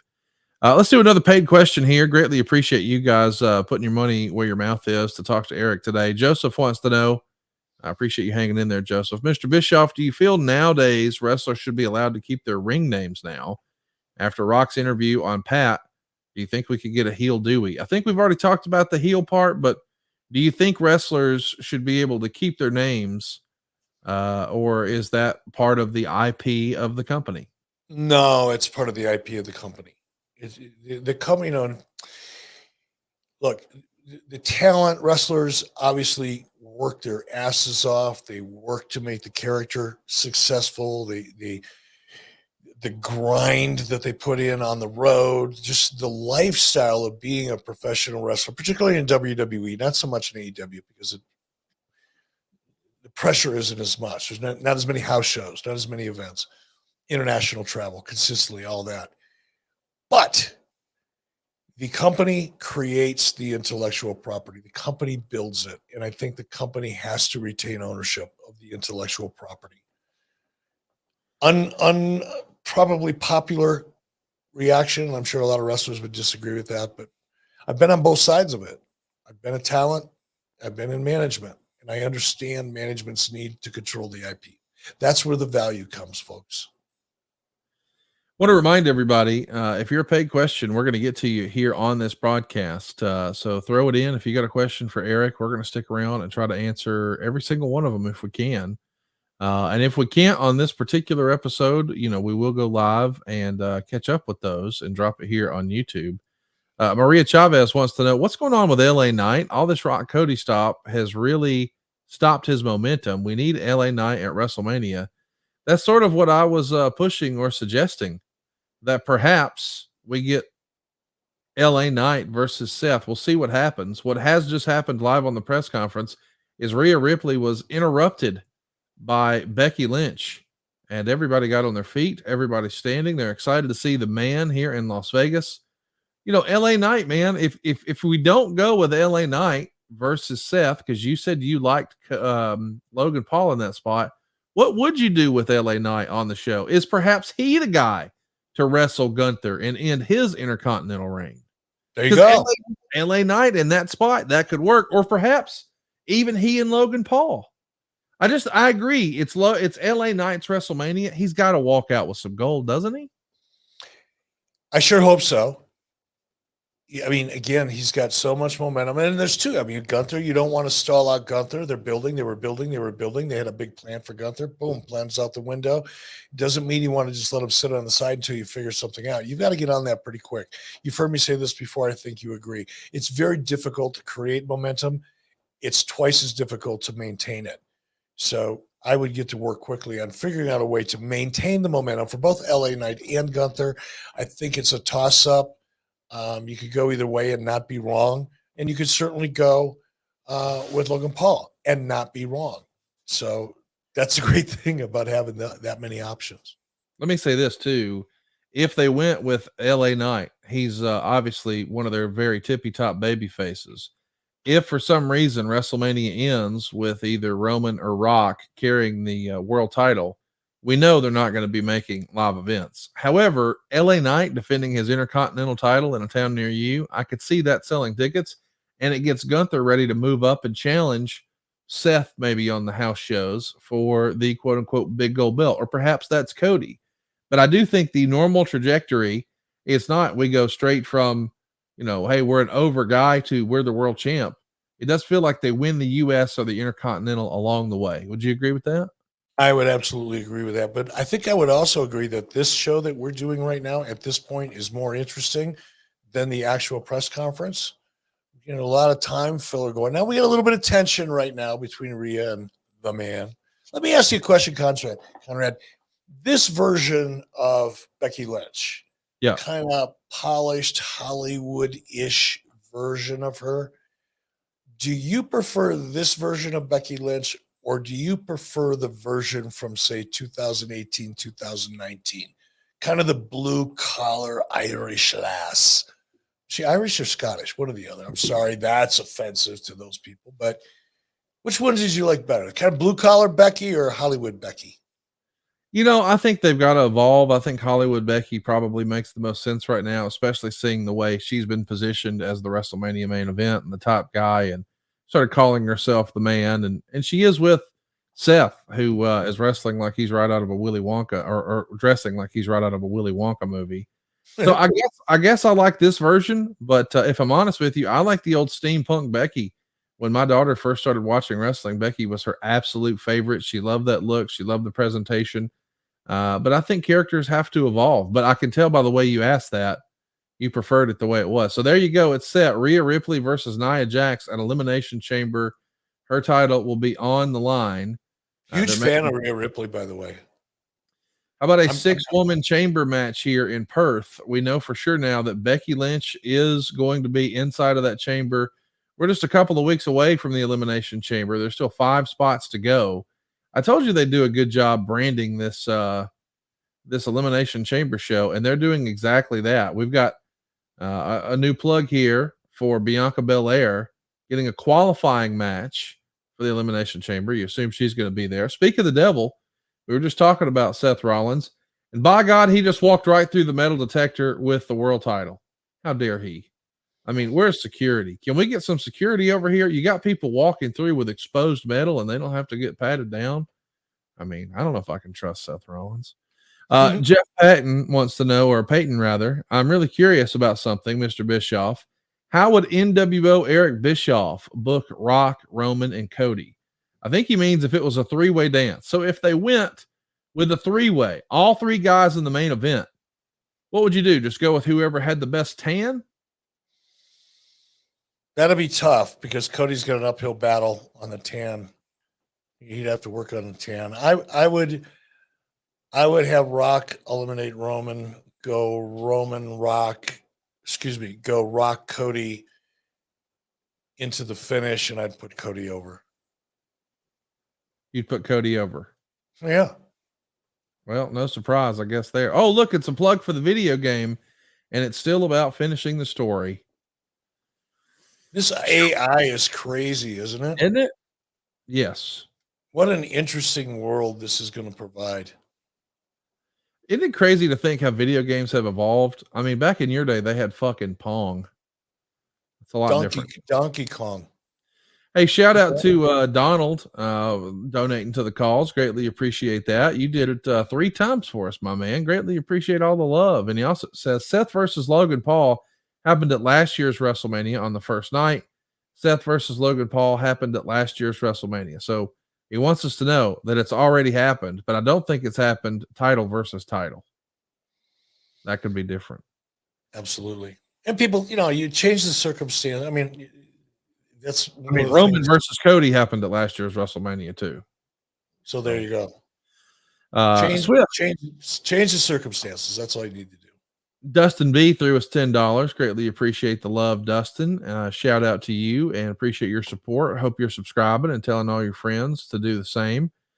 J-Dub and Friends says, hello, fellow Michigander. Eric, if WWE messes up this storyline, does it hurt the momentum going forward, or is it just a speed bump in the road? It'll hurt. This is the biggest event of the year. This is the WWE version of the Super Bowl. They've built this story up for 12 months. They've got fans to invest.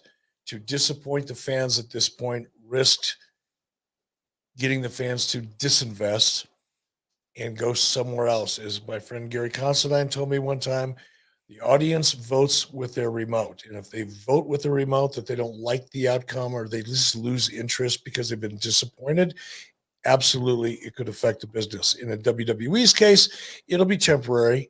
They'll be able to right the ship pretty quickly. But why? There's so many great options. There's no reason to take the risk. Still optimistic. My mason jar is still very much half full. Go Cody. Thankfully, this show is no longer half full. We are 39 minutes into what's been promoted as an hour-long broadcast. So I feel like it's time for us to start having some confirmation about what's going to happen in the main event. Looks like they're doing a little bit of a package here with Seth Rollins. That gives us a chance to knock out some more questions. Peter wants to know, do you think WWE has missed the mark in not mentioning Dustin in this current story? Feels like WWE is playing revisionist history by ignoring Goldust. I don't think they can. He works for the competition. I appreciate that, but he's an active wrestler on the other channel. More often than not, that's not something that you do unless you're talking about highlighting that you beat the guy, right? Right. And it would be nice if they could bring it all together, but it's obvious why they can't. And I agree with you. Just let it go. Jar Cube has a fun question for you. What happened to Kevin Nash in the summer of '92? You have no idea, do you, Eric? I absolutely do not. It's an inside you? joke. It's an inside joke. I won't repeat it. I'll tell you off air.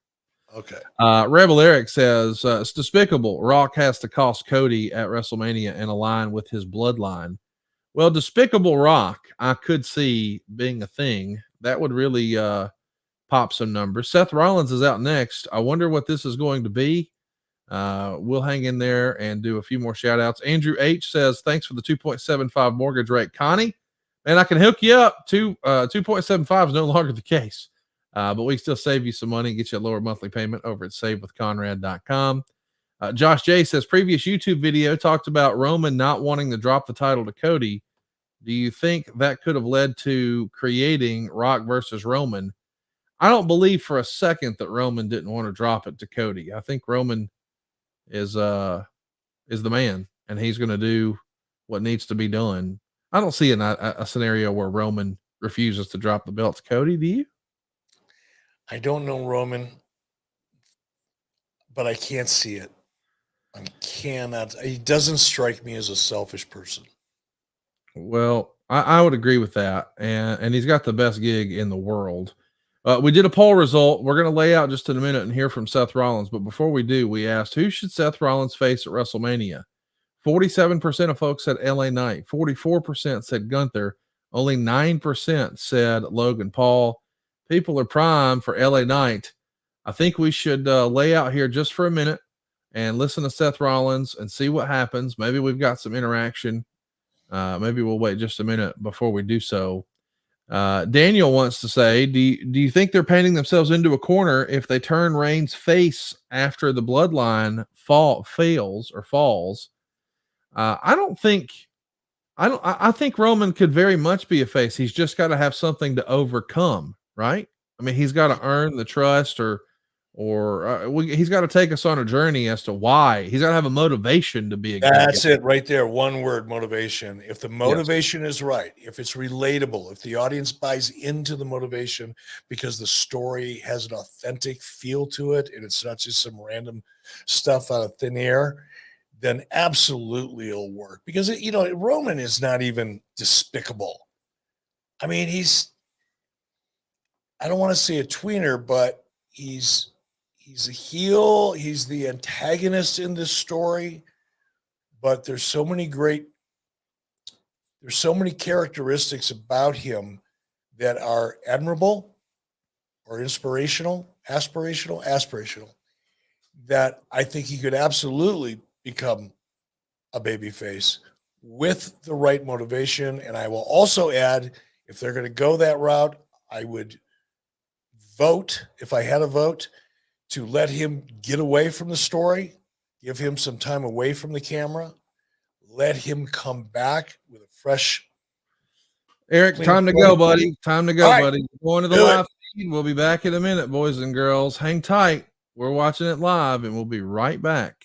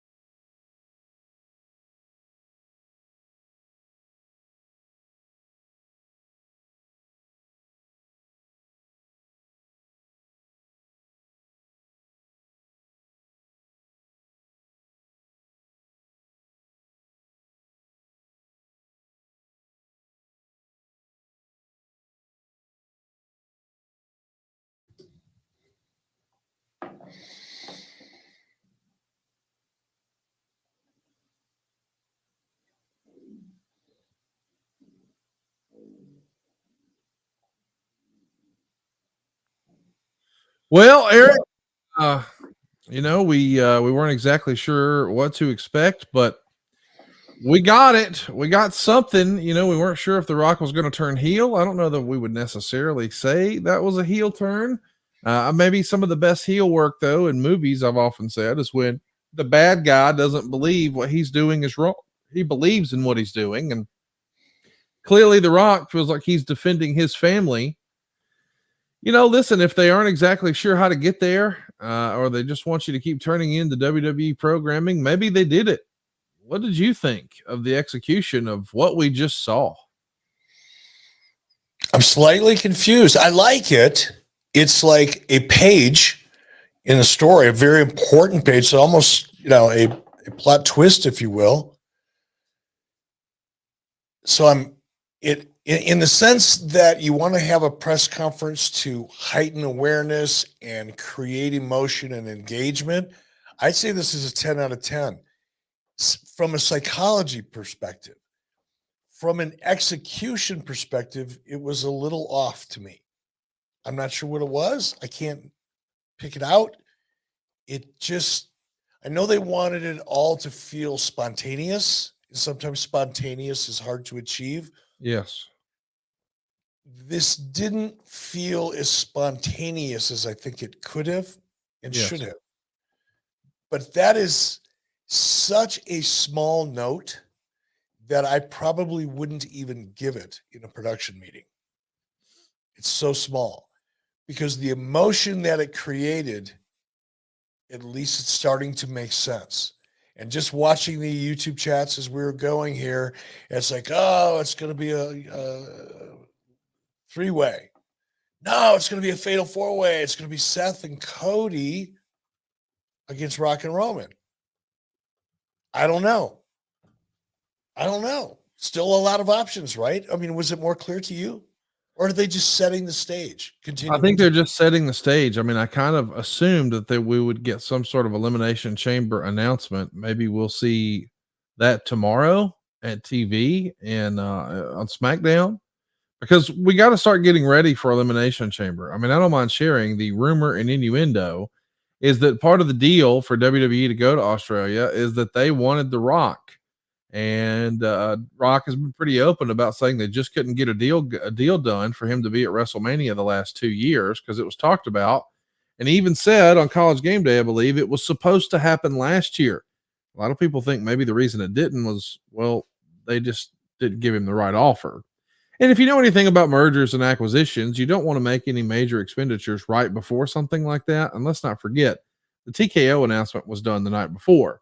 And The Rock would have certainly been a major expenditure. Having said that, my man got $30 million last week. So he's probably down to fly to Australia. What would you do in Australia? Do you expect it to be Cody Rhodes versus The Rock at Elimination Chamber, or will we see something else there? I don't know. I don't know. The whispers are that Brian, who probably had his fingerprints all over that, as we understand, he handles a lot of Rock's creative. He's going to Australia. That's the rumor and innuendo. So you got to think The Rock is there. Would you prefer Rock versus Cody, winner goes to WrestleMania, or would you prefer maybe a tag match? I mean, don't get me wrong. In a perfect world, I would have loved to see Cody and Dustin against Roman and Rock, but that's not going to happen. So do you think Cody winds up finding an unlikely tag team partner in Seth Rollins, who was very much out there defending him? Is that what they do at Elimination Chamber? I mean, if you had the book, what would you do? Well, those are two different questions. If I had the book, I might do one You know thing. what? We got Triple H going right now. Let's lay out just for a second and hear what he's saying. Maybe we're going to get an announcement. We'll be right back.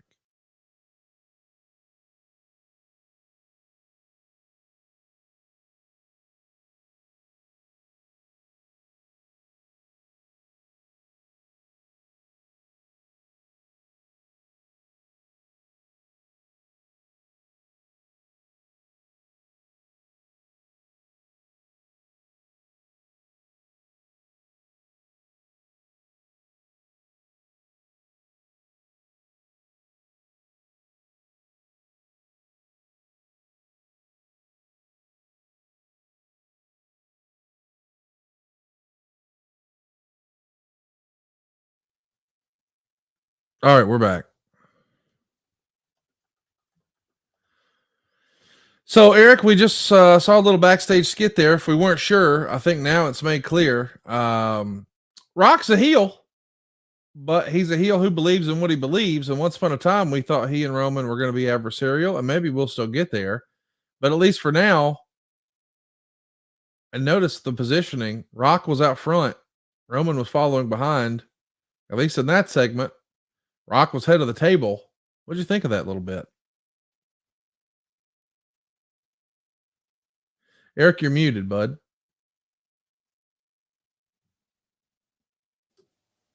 I'm still learning. I would say, Rock perhaps should think about a career in acting. I think maybe he's got a shot. He made it feel really believable. If you're a wrestler, if you're an aspiring wrestler, that's a perfect example of less is more. Yes. That what he didn't say in his body language said everything that needed to be said, and would otherwise taken 3 minutes and would have been verbose as hell. That was excellent. Well, let's go ahead and let everybody know that we are going to be answering your questions. And I think there's probably more questions coming out of this than there were going in. If you've got a question, then by all means, ask it to Eric right now. We're going to try to get to all of the paid questions that are asked here. There's a bunch, but we're going to try to hit as many of you as we can. But we wanted to get some predictions from people who were actually at the press conference live.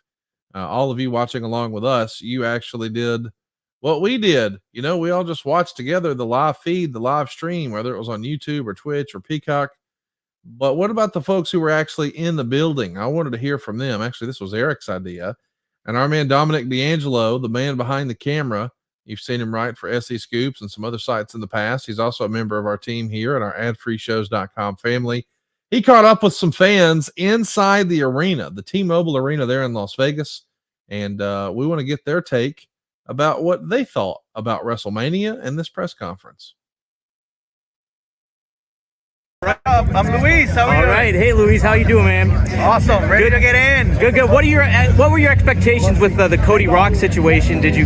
Are you rooting for Cody? What do you want to ultimately have happen? Cody needs to stop. I've never seen someone who wants to keep getting beat so bad. He can finish a story next year when Roman retires.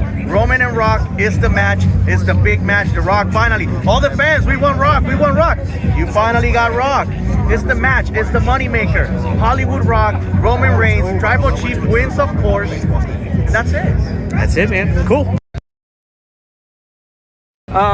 What kind of expectations you have going into this? What was your whole thoughts on the Cody Rock situation? What do you ultimately want to see go down here? Thoughts on the Cody Rock situation? I did not like it. I'm a huge Cody fan, and I really wish Cody had just, been like, yeah, I'm finishing the story, beating you, Roman. I wish he hadn't just stepped aside for The Rock. That being said, I'm really hoping that tonight we get a big announcement. Hopefully it's Cody versus Roman. I would love to see a WrestleMania come to Vegas. This is my hometown. I'm born and raised here. So I would love to see a WrestleMania in my hometown. It would be my first WrestleMania too. So that's what I'm hoping for. What do you see The Rock playing out then if it's Cody and Roman at WrestleMania then? Honestly, I could see The Rock fighting Roman in Australia at Elimination Chamber because that's, it's an international show. It's supposed to be a bigger event. That's a money match. I could see it happening at Elimination Chamber maybe. Okay, cool.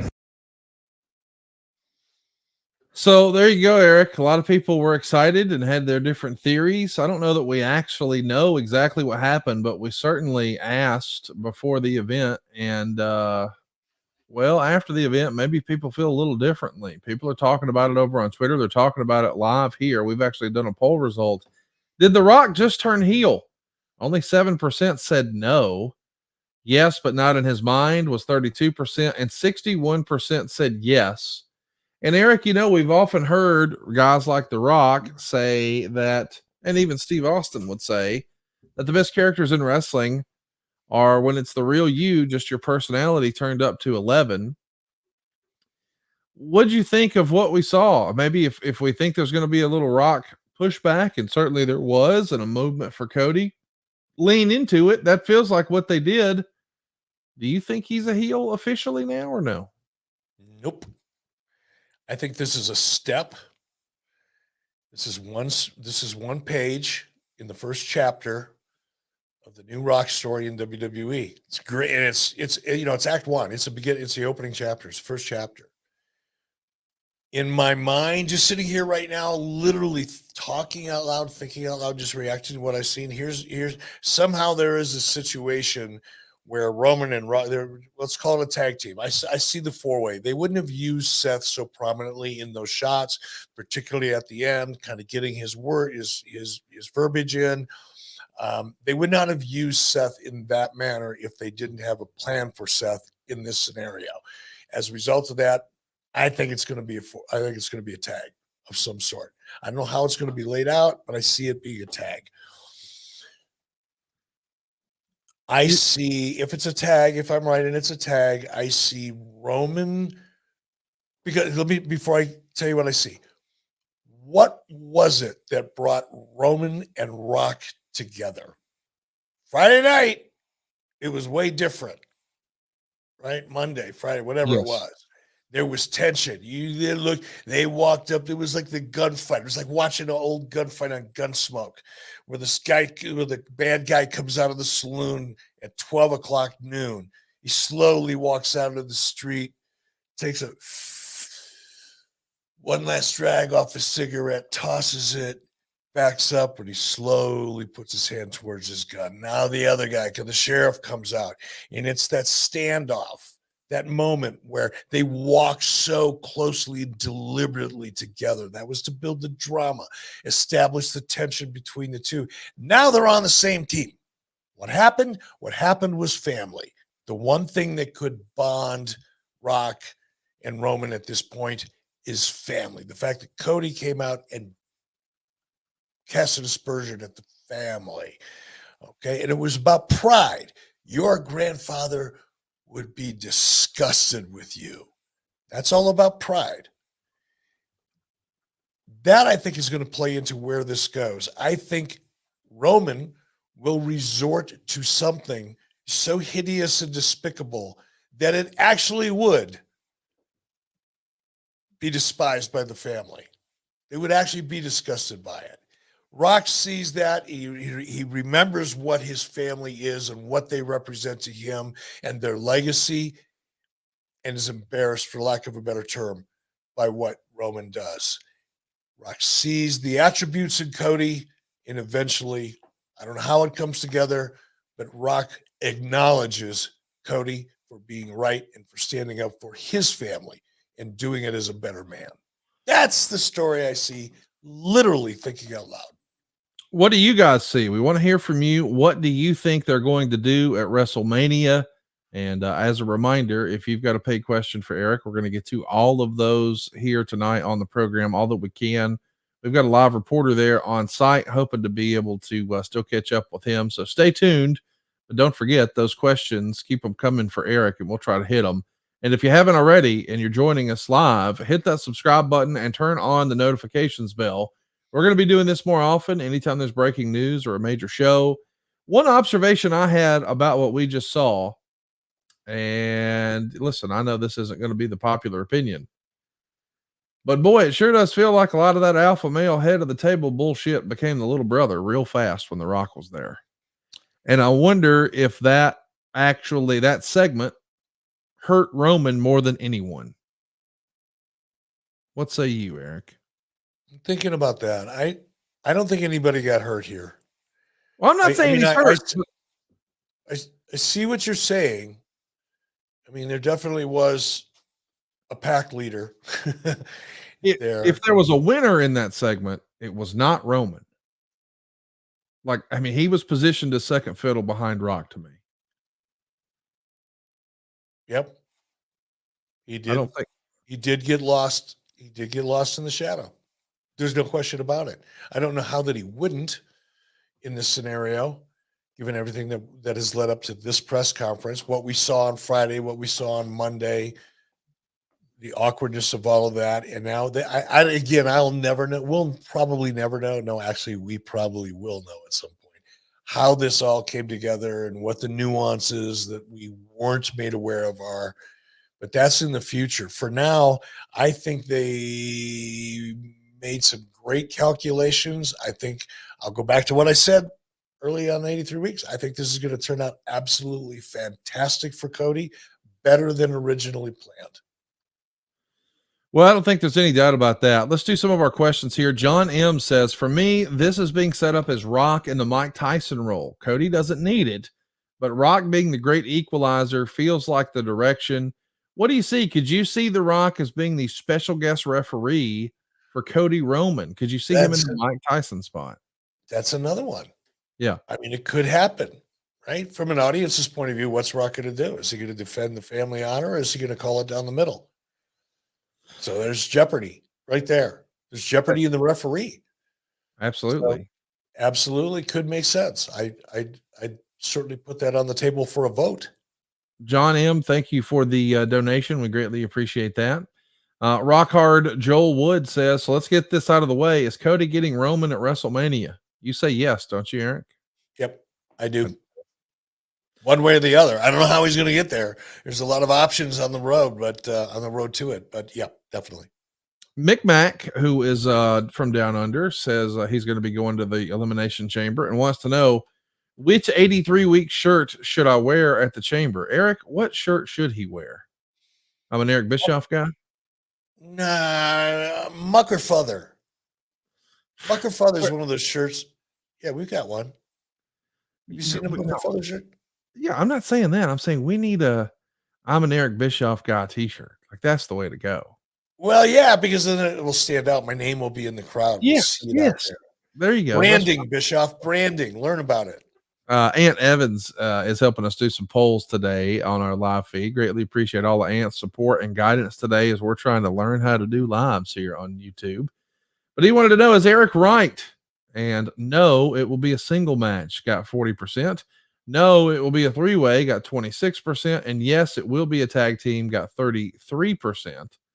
Gonna be interesting to see what they do. I don't think anybody really knows at this point, but maybe that's what's fun about this. Everbrand says, hey man, give me the bloodline tree on a shirt or a poster. I think you'll get your wish. I think they'll both be up. And you can actually go ahead and check that out at shopsportsmerch.com. That's our special link where you can actually pick up WWE merch and support 83 weeks at the same time. Lentil Official says, do you think there's any possibility at all that there may be a fatal four-way between Seth, Cody, Roman, and Rock? I mean, listen, I guess there's no bad ideas in a brainstorming session, but I just don't see a fatal four-way at WrestleMania this year. Do you? Why not? Why not? I don't know. I think I mean, what would be the stakes, Eric? Like, if Cody pins Rock, what happens? He gets Roman. Well, it's a fatal four-way. Like, help me understand what that means. Roman's in the match. So if all four guys are in the match and they're all wrestling each other, but one guy doesn't have a title hold. Yeah. So I'm already confused. Fuck. I don't want to talk about it anymore. My man Jeff says, if you confuse them, you lose them. Ryan Purvis says, is Dustin still with AEW? If he is, would TK ever let him appear at Mania with Cody? Them coming out to Common Man Boogie would be memorable. It would be very, very memorable. I don't mind sharing. I've never told this story before, and we're all family here on 83 Weeks. You want some scoops? Here's some scoops.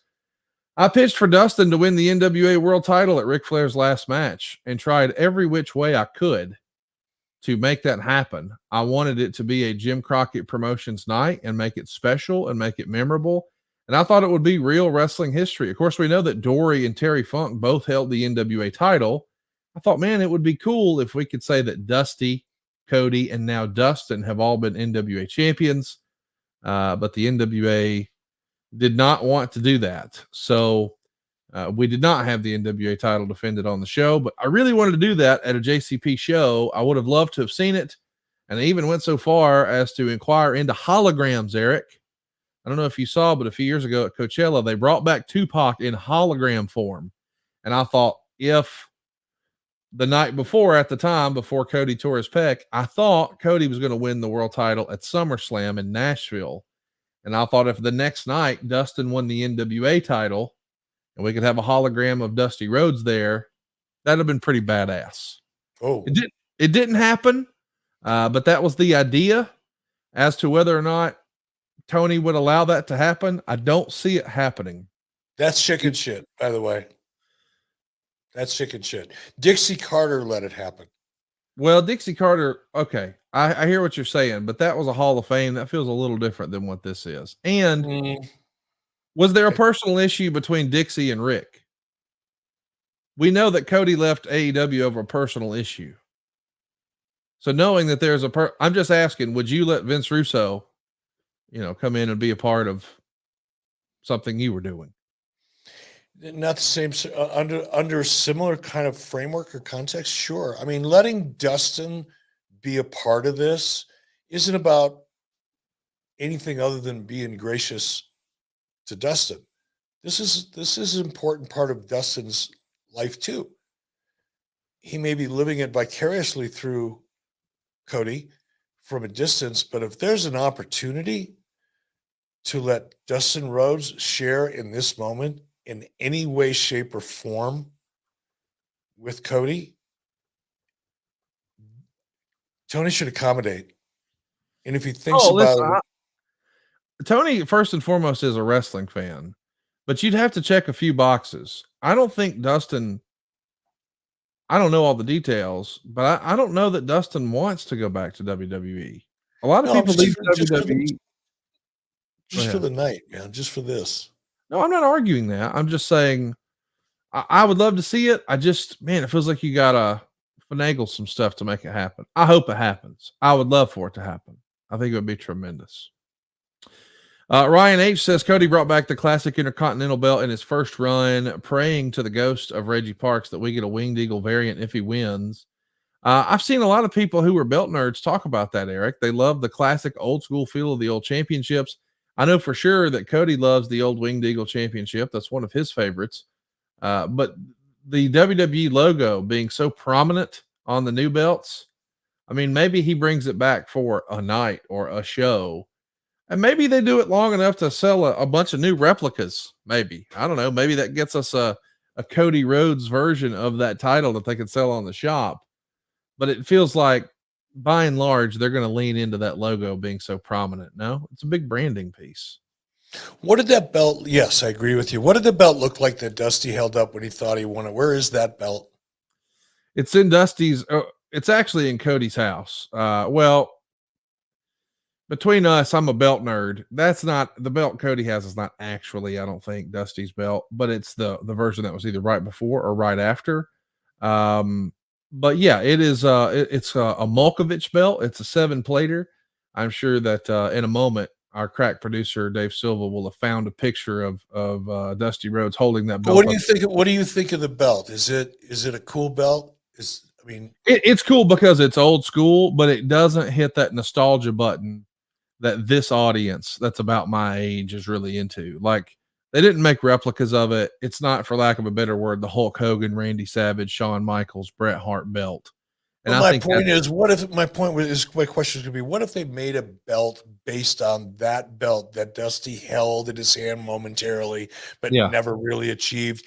That becomes Cody's belt. That belt then becomes a collectible because it finished the story. Yeah, I think they could definitely do it. By the way, we're hearing from one of our members of our team who helps us with a lot of our formatting on the shows, Mr. Derek Sabato. He says Brian Alvarez is saying it appears Rock and Roman versus Cody and Seth could main event night 1, and Cody versus Roman for the undisputed title as night 2 of the main event, and then Seth versus whoever wins Elimination Chamber. Honestly, at 51 years old, Rock in a tag match is a way better option. I know I felt that way when we were putting together Ric Flair's last match. We looked at 6-man options and wound up on a tag team option. And even Sting in his last match, it will be a tag match. I'm not suggesting for a moment that this is going to be Rock's last match. I do not think it will be. But I am curious, what do you think about that? That Rock might not even be on night 2, unless he's in an interference role, perhaps. And they do night 1 with Cody and Seth taking on Rock and Roman. I see it. Again, it fits, right? Based on everything that we just saw tonight. It fits. It's a great option. Dave Meltzer points out, so it's over. Doing a storyline of Rock being on the board and backed by Nick and versus Levesque. So no answers other than Cody is wrestling Reigns. And instead of Reigns versus Rock, it looks like it's Rock and Reigns versus Cody and Seth. So it feels like everybody thinks maybe they're not doing any of that stuff at Elimination Chamber. And it will in fact be night 1 of WrestleMania. Would you be surprised? I mean, if you had to pick an over under, let's take a look at the calendar here. How many television appearances, like in the arena, do you think Rock makes between now and WrestleMania? How many weeks do we have? I'm counting them up now. Just take a wild guess, I suppose, as to what you think. But we know in April we're going to have 2, and then of course in the month of March there's 4, 6, 8, 10, 11, 12. 13, 15. We got 16 televisions between Raw and SmackDown. Out of those 16, how many do you think we get? Out of Rock? Yep. 4. I'm going to go under. I'll take the under on that. 16 weeks of television, 16 episodes of television. That's like 2 seasons of any other scripted show. Yes. You got plenty of runway to tell a lot of great story in a very short period of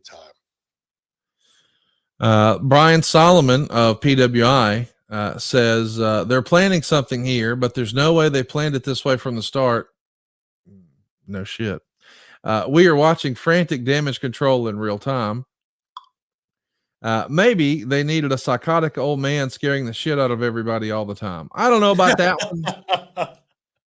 But goodness gracious, people are having fun with this. Let's do some questions here. Josh Henning, shout out to Josh, member of our little family over at adfreeshows.com, says, I absolutely love not having much resolution today. Does this feel like the old Nitro cliffhangers to get people to watch to find out? Yeah, this was episodic television, folks. This was not a press conference. There was no announcement here. There was no definitive statement here.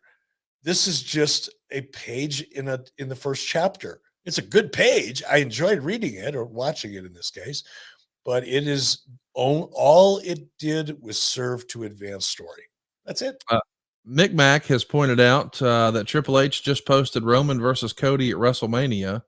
Well, I'm sure our crack producer, as he's growing a third hand to figure out how to do this in real time, he'll throw that. Doesn't have enough to do today. In a minute. Shout out to Rob Hallett. Appreciate your love and your donation today. Thank you for being a part of what we're doing. Brian McCaddy says, could we see a tag match at Elimination Chamber with the winner, Rock or Cody, getting their match at Mania? Huge change with the crowd reaction. Yeah, I do think the Elimination Chamber has to be part of the story. We know Cody's going to the Elimination Chamber, Eric. What would you have him do there? I don't know, man. There's so many options, and I have to sit down and think about it so long. I'm just not as fast as you. I just can't pull one out of thin air like that. Well, let's pull another one out of thin air here. Hard Rock Joel Wood wants to know, how many episodes of those 16 does Roman appear in? I'm going to say 5. I think he's going to have to be more involved. I'm going to go 8. Oh, half. Here's a spoiler, boys and girls. Take the under on Eric's 8.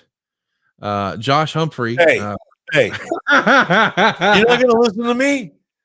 You're not going to listen to me. I love that. Josh Humphrey, appreciate your donation. Thank you so much for the love and all that you're doing for us here today. Robert Dowdle says, could Rock be the new authority figure that hasn't been portrayed in a long time? Man, I love The Rock, but I don't know that I want him as an authority figure. I mean, I would love to see The Rock on regular programming all the time, but what do you think about The Rock as an authority figure, Eric? Nah. We'd see too much of him. Yeah. Well said. And then it's not as special. Yeah, he would love us too much. You'd get tired of it real fast. We got the similar question from Josh Humphrey. Do you think we could see The Rock play the Vince McMahon corporate role? That's sort of the same thing. I just don't think he'll be the authority for that same reason you just laid out. No. Hey, rumor has it we have Dom standing by. All right. I love that. Well, you know what, boys and girls, we're going to get to some more questions, but let's go right to it. We've got Dom, who's live on the scene right after the press conference. Dom, you were there. What happened, man? Yeah, it was a pretty an interesting sight. There was a lot of engagement. The crowd was super mixed for Cody and The Rock. I don't know how much it came across on television, but there was a lot of the crowd was on Cody's side, but then there was a good contingency for The Rock too, and it picked up even more at the end when it was Cody. When there was questions if Cody was going to be the guy or not. So the atmosphere was pretty wild. Were people disappointed that it didn't feel like there was a real resolution at the end? I didn't get that kind of vibe to it. I think a lot of the crowd, I think so in a certain way, because you kind of look at it and it kind of just dissipated. And I don't know how it was presented on television, but how it was, the crowd did kind of flatten out. Okay, is that it? Is that all we're getting kind of thing? And that was the kind of aspect. And the Cody slap or Rock slapping Cody at the end did play well at first, but then like CM Punk was saying on the post show, there was no retaliation. So I don't know if that set him up very well or not. And then the comments that Punk made afterwards seemed to be pretty kind of pushing back, like Cody's got to fight back and stuff like that. So I'm curious where they're going to go with that, and if that's good for business, so to speak. Did anything happen during the media questions? Did you participate? What was that like? No, I didn't. They only did a select few, unfortunately. Depending on the wristband that you had, I was under the impression I was going to be there, but it was a select different kind of media. You had to have a certain type of wristband, and I had a floral one. So I thought it was tribal chief themed, so I was going to get in, but no, it's not. So wow, it didn't happen. Select media. Wow, how about that? Select media. Yep, very select media. ESPN was definitely there. I wonder why you do a press conference with 350,000 people watching on YouTube and not take as many questions and as much media afterwards as you could. That seems weird to me. Right, I was ready to go, but I was telling you guys off air, I had a whole list of questions set up for everybody. Basically, I wrote them all down and was ready to roll, and it just didn't happen. I was kind of surprised, but yeah. So be it, I guess. What are you gonna do? Just so I'm clear, Dom, you don't live in Las Vegas, right? No, I don't. I traveled from Pittsburgh because I thought I was going to get in for it. So no, it did not happen. So you flew across the country for this and were not able to ask questions. Correct. Yep, that's correct. Didn't happen. How did that decision strike your other members of the media? Were people pretty pissed off about that? I think, so there was some that went through, and they were said, like the PR team said that there was a select, amount, and a lot of people stood around and waited, and I just went up and I was like, hey, are we not getting interviews then at all? And they were like, no, sorry, and then that was it. So, yep, it was not. I don't know how everybody else was feeling. I was with a couple other people, and they seemed okay with it, and like they kind of were like, well, we tried. What are you gonna do? But I don't know. It was just the whole press release they sent out for the media in particular made you think that, hey, we're gonna get in there and get some stuff going. But yeah, didn't happen. Do you think the hesitation to include the media, I know we're just speculating at this point, is that based on recent news with Vince McMahon or the pushback from Rock, or do you think it was an actual capacity issue, if you had to guess? That's a really good point. I don't think it was a capacity issue. I think it was more so in lines with maybe what was going to be asked and what was going to be kind of conjured up there potentially. There was some main media outlets that certainly got in there and things like that. But I think there might have been maybe there was a little bit of both, because usually that does happen at sometimes, like with these, like they do have capacity problems at some of these shows that I've been to, particularly WWE. But this one, I'm sure, I don't think it was necessarily too much, because I've been in those press conferences before. So it didn't happen though this time. So. Forgive us for asking this, but Eric and I were watching, with the sound off until it came to sort of the main event. Who got the biggest reactions and who maybe didn't get the biggest reactions from the live crowd? Rhea Ripley got a huge reaction, really big time. I would say nobody really got a tepid reaction, to be honest. I think everybody got their star power across. I think Seth Rollins came out and he really engaged with the crowd. I really liked his body language that he conveyed throughout that whole thing, kind of staying off to the side. But I also think, it didn't. Moving forward, it might not have positioned him in the best light or that title in certain ways. But I think, but for the most part, I would say Rhea Ripley really knocked it out of the park with the reaction she got. People were chanting for Cody, like you guys probably heard and stuff. But and like Becky Lynch, Bianca Belair, they both got pretty good pops overall. Everybody got a pretty well reception there. Everybody's happy to be seen. So when people were exiting the building, you felt like by and large fans were happy with what they saw? I think so. So the media lingered around, so they cleared everybody out before everything else happened. So we all waited around thinking, hey, we're going to get in. And so, but I'm not sure of how everybody kind of felt fan-wise when they left, but I think people were pretty satisfied. I did hear something that The Rock said something in the press, the post-media thing, that he will be wrestling still, apparently. So if you guys didn't hear that, that's some news there, but. I'm wondering, as far as the actual setup and the execution of the press conference, was that what you expected? Because I have to admit, them being on a stage and there not being tables and a podium, I don't know. I felt maybe I was going to get more of that look and feel. Was this what you expected when you walked in? I kind of expected it more on what you were visioning, like a podium and kind of that thing. And maybe, certainly when I saw the whole setup of it, and then I was like, oh, they'll probably set more stuff up and it's just a stage. But no, it was just a stage. But yeah, I thought there might be opportunity to just get questions right there, even like not counting the interviews that were supposed to happen afterwards. But just straight up there. So yeah, I was a little surprised at how it was set up. I thought it was like, from a presentation standpoint, being there in person, the live visual perspective was very cool, and the stage looked cool, and like how they kind of portrayed the stars on certain ways when the Titantron behind them, for lack of a better word, that was cool looking. But yeah, I was overall surprised with how it was kind of executed. It felt more like a huge pre-show in a lot of ways. I kind of got that vibe, starting off. We've seen some reports from both Dave Meltzer and Brian Alvarez. They believe night one will be a tag match with the four guys we saw on stage, and then night two would be Roman and Cody. Triple H has actually tweeted out the graphic. I don't know if you've seen that, but he's made it official that it is Rock and Roman in the main event. So I guess my question to you, being a journalist, if you will, what do you think Seth does on night two with his world title if it is a tag match on night one? They've been really positioning Drew McIntyre very well and heating him up quite a bit. And he's been kind of the ultimate heel in like the current roster as it stands right now. So I could definitely imagine them positioning Drew into that spot and then making that still feel pretty engaging. But then again, you run into that conundrum of like that title still feels lesser than your main title. And how are you going to make it feel that kind of big time? And that was kind of one of the questions I was going to ask Triple H was, hey, what do you think about officially making that lineage of the World Heavyweight title, the original Big Gold, and connecting it to this new one, recreating that lineage and stuff like that to kind of make it feel bigger than? But yeah, I didn't get a chance. I know Eric's got some questions he probably wants to ask too, but I've just loved picking your brain here. Do you expect them to decide who's going to face Seth for the title at Elimination Chamber? Like whoever wins the men's chamber gets the shot against Seth?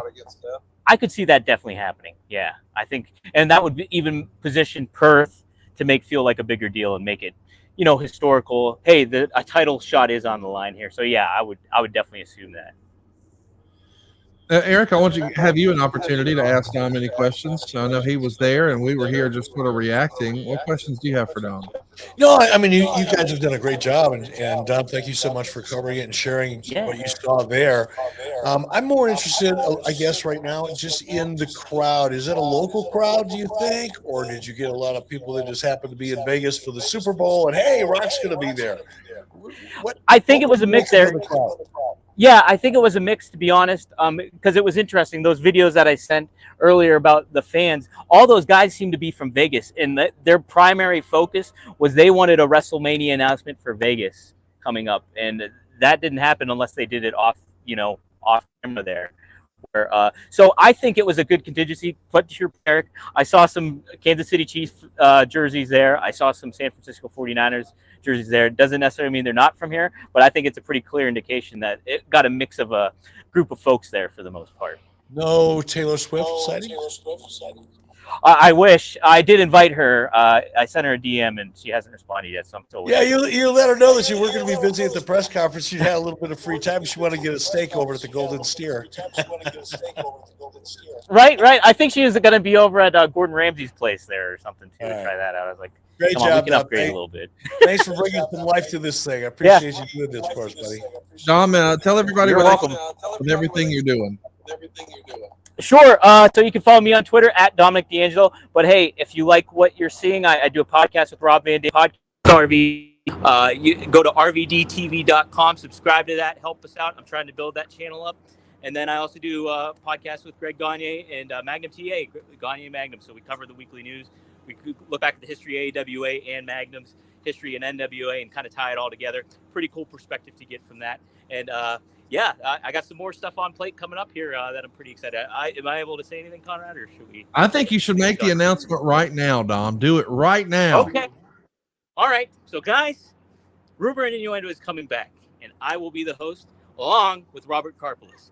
So we'll be doing a weekly Monday through Friday show on ad-free shows, and we'll be talking the news, the wrestling news, and making a PTI kind of format, something that me and Robert were both really excited about. So I'm looking forward to kind of joining him with that and picking his brain, and hopefully he can learn a little something from me too. So that's what's happening.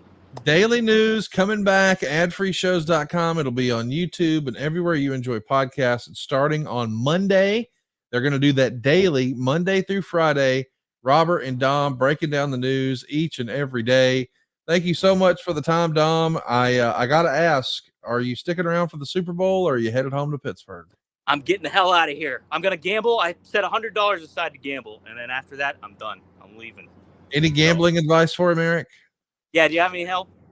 Yeah, I do, actually, because I'm so prolific when it comes to gambling and betting. But here's what I would do is win, lose, or draw that $100, head on over to a nice hotel, sit at the bar, watch the ladies work the room. It's the best people watching anywhere in Vegas. You'll have a blast. I like it. That's perfect advice. It's on my agenda tonight. My advice would be don't spend the $100 gambling. Just head on over to the Golden Nugget, eat a steak at Vic and Anthony's, and go home happy to Pittsburgh. Thank you for all the time today. Thanks for making the trip out there. I greatly appreciate you taking the time to jump on with us. Thank you very much. Absolutely, guys. Anytime. It's a pleasure breaking bread with you, too. So have a good one. See you Thanks, soon, everybody. And we appreciate Dom showing up and showing out for us. Be sure to catch him on Rumor and Innuendo. It's back this coming Monday. It's going to be daily news each and every day. You don't want to miss it. It'll be him and Robert. Man, the questions are piling up for us here. People are really wanting to know what you thought about all of this tonight, Eric. And Barat, who is always with us over on adfreeshows.com, says, were today's events a sign of how WWE will go even more mainstream now that The Rock is literally running the show? Does that mean he becomes a more regular on-air character? Well, I don't think there's any. Hey, Brad, how are you, buddy? How's the world of cricket? Brad covers cricket like nobody covers cricket. Look, I think WWE is continuing to go even more mainstream. We've seen that. It's not new at all. Certainly not beginning with The Rock. It's been going on for a while. I think Nick Khan is going to have a lot more to do, and Ari Emanuel with the ability to exploit their resources when it comes to going mainstream. We're going to see more of The Rock. We will definitely see more of The Rock. How? Not sure. How much is he going to wrestle? Don't know. But I think Rock's going to be in our face quite a bit. It's going to be interesting to see what happens. We asked you guys on our poll, does Roman, Cody, Rock play out over both nights of WrestleMania? 75% of people say yes. Only 25% of the votes say no. So I guess that's going to be it. Old Damian Williams wants to remind us that Alvarez is saying Rock and Roman versus Cody and Seth night 1, then Roman and Cody night 2, with Seth versus the Elimination Chamber winner on night 2. So I guess those guys are pulling double duty. It makes me wonder what The Rock will do on Sunday night because, respectfully, I understand the idea that, hey, Rock in a tag match makes sense, but they got to do something with Rock on night 2. You don't want to bid him farewell on night 1. I mean, he's a big star. If you can have him on night 2, you've got that, you've got that special referee depending on what happens in the match. If if something happens in that match that even Rock finds despicable and Roman embarrasses the family, Rock could possibly be motivated enough to take that special referee role, which would put Cody in jeopardy, because you won't know which way the Rock would go in that scenario. So again, so many opportunities. Let's rapid fire as many of these paid questions as we can, Eric. We're going to try to make everybody see a little love here. We'll start at the very beginning, Mr. Silva. I know we got a lot of catching up to do here, but Mr. Rick wants to know, how would you book this year's WrestleMania? Call it night 2. You still sticking with Cody and Roman? That's night 2. Cody Roman have to be. Finish the story. Daniel Trish says, did they paint themselves into a corner if they turn Reigns face after the bloodline falls? I don't think so. I think he can be heel or babyface. What say you? I don't think they painted themselves in a corner at all. And I think if he turns into a face, great. I think he'd make a great face. He's been a heel for a long time. He's kind of walking a fine line anyway as far as his heel character goes. I think they're safe either way. Kyle De Marino says Rock equals 99% name recognition. Cody is not known to general public like Hulk, Stone Cold, Cena. Public box office worth more than true fans. Thoughts? Kyle, the tickets are sold out, so there's your box office. They don't make any more money if more people watch it on Peacock, but it does perhaps create more leverage. Yes, they're leveraging The Rock's name for WrestleMania. I think as long as he's on the show, it doesn't matter if it's for the title, right, Eric? Yes, and also Cody is benefiting from all of this. One of the ways that Cody becomes known as well as Hulk Hogan and John Cena and Stone Cold Steve Austin, especially outside of the core wrestling audience, is association with the largest, most recognized movie star on planet Earth over the last 10 years. Come on, it's an opportunity for Cody. It's not a bad thing for Cody. Glass half full, Mucker Feathers. Come on now. Furious says, what if Rock plays a Mr. McMahon-like character? He's the boss. This is The Rock's company, and whatever he says goes. I think they're doing that a little bit right now. I think they're doing it a little bit right now, but it would get tiresome fast. Alex says, Rock's 1,000th window, does it fit 1,000th win? Does it fit in here? He's at 999. Wow, I didn't realize that. He's at 999 wins. I didn't know that. That seems interesting. Yeah. Who keeps track of all this? Alex does, I guess. Shout out to you, Alex. I didn't know that. JG Peak 26 says, Eric, if you were stuck with this mess and put in charge of WWE Creative, how would you book WrestleMania? I think you laid out that earlier. Shout out to you, JG Peak. Greatly appreciate you joining us here today. Want to give a special plug for Talking Tomahawk, the Atlanta Braves podcast. You guys jumped on and joined us live. Thank you for that. Sam JC says Rock versus Roman, Rock versus Hogan, or Rock versus Austin. What will be bigger? That's interesting, Eric. What say you? I think Rock Hogan. Yeah, I mean that was that was generational. I mean that was the old generation on his way out, the new generation really taking over. That just felt more. I mean, not that it was bigger, but I just felt more important, I guess. How about this? Rock Austin was the biggest in the build. Rock Hogan was the best in the execution. That's what I love that. Wrestling with Respect says, if Cody wins the title at Mania, who would you book to be the first in line for a title shot? Now that is interesting because when we talked about Sami Zayn last year, people said, okay, if he beat Roman, then what? Well, what would you do with Cody? If he gets his hand raised and he's the champ, confetti falls, the follow-up pay-per-view, who's the first challenger? God, I don't know. I don't watch it close enough to have a feel for it. I don't know. What would you do? You watch a lot of it. You follow this a lot more closely than I do. Well, it feels like Drew McIntyre setting himself up for a spot or shot. Where's he at contractually though? Is that not an issue? I don't know what's real and what's not, bud. Okay. I don't know.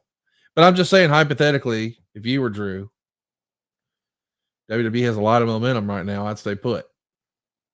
No kidding. Yeah. Matt's Tube of You says, love the content, guys. Feel Eric is still one of the best minds in the biz. Does Disney, Fox, and WB streaming venture bode well for AEW, or are they still at the wrong end of the shooting gallery? I guess if I was Tony Khan and I see a big streaming opportunity developing in front of my eyes, and I know that I can deliver 800,000 or 900,000 viewers on a regular basis, and perhaps at some point in the future stumble into a way to grow that audience, I would feel pretty good because they're going to need content. Content is king. Tony, for better or worse, is providing that content. I would be optimistic. It's certainly not a bad thing. Greatly appreciate Jedi Mind Trick 75. We hit your question before we went live, but thanks for the $10. Appreciate your donation. Same for Talking Tomahawk. We already covered, what we would do, but appreciate your love and appreciation here today. Angel says it's nice to get out of a 10-hour shift in the medical field and digress with you guys. Thank you. Just wanted to shout out. Well, shout out to you, Angel. Thanks for making time to bring us into your life today. 2 wants to know, Eric, what's the maddest you ever got while you were with WCW? There's just no way I can categorize that. I think, the argument I got into with Eddie Guerrero, for me to get, that was borderline physical. I mean, I was building up to that moment. I was pretty hot. That would probably be it. We're going to bounce around just a little bit here, just giving our heads up to Silva. Joshua Roman official says, how about Orton versus Rhodes? That was the AI feud that we talked about on 83 Weeks. We haven't seen Randy Orton involved in any of this. It is going to be interesting to see what Randy Orton winds up doing. Maybe he could be that great challenger for Cody on the other side. That would make sense. Yeah, and as long as we're talking about family affairs here, remember that AI-generated storyline that somebody came up with as a result of listening to 83 Weeks? It was a story between Cody Rhodes and based on his family and Randy Orton and his family. And, you could come up with it's a family affair type of season here. Maybe. Throw that back up there, Silva. You just had a great comment about Triple H saying, based on what we just saw backstage, he thinks maybe Triple H winds up playing a role. Shout out to Joshua Roman for that. Maybe he winds up playing a role in this. That could be interesting. I don't know that he's healthy enough to do it. He struck me as being that Dana White kind of character for WWE in that role. Well, I don't know if you recall, but Vince McMahon played a little role in Montreal at Survivor Series 97.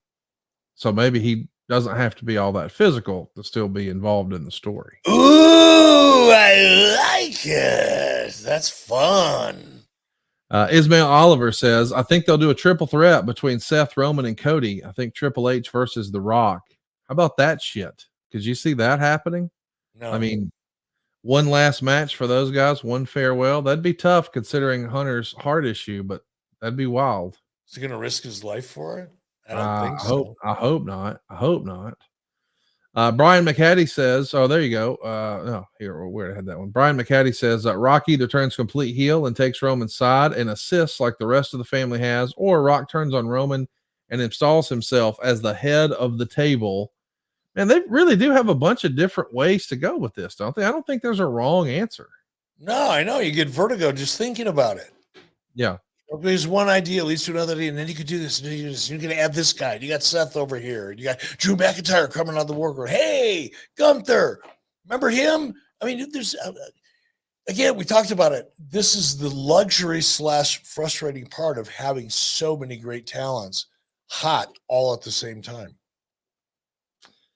We'll start running through some of the other shout outs. I just want to at least shout everybody out. I know we're winding it down. Some of you guys have been cruising with us for 3 hours today, and we greatly appreciate that. If you haven't already, hit the subscribe button, turn your notification bell on. The next time something crazy happens in wrestling, you're going to get a notification that Eric and I are live, and you're going to be able to ask Eric questions.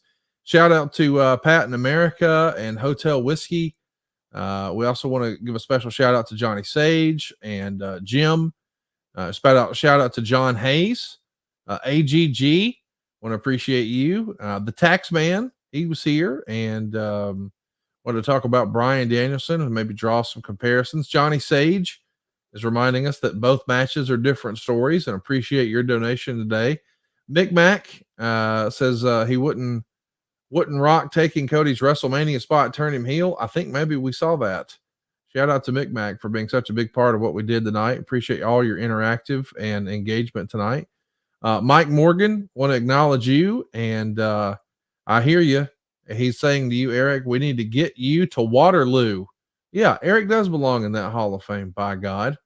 Shout out to Mr. Monster. He wants to know what would you go back and watch for old time's sake on Nitro? Do you have a favorite Nitro, Eric, that you would recommend people fire up on Peacock?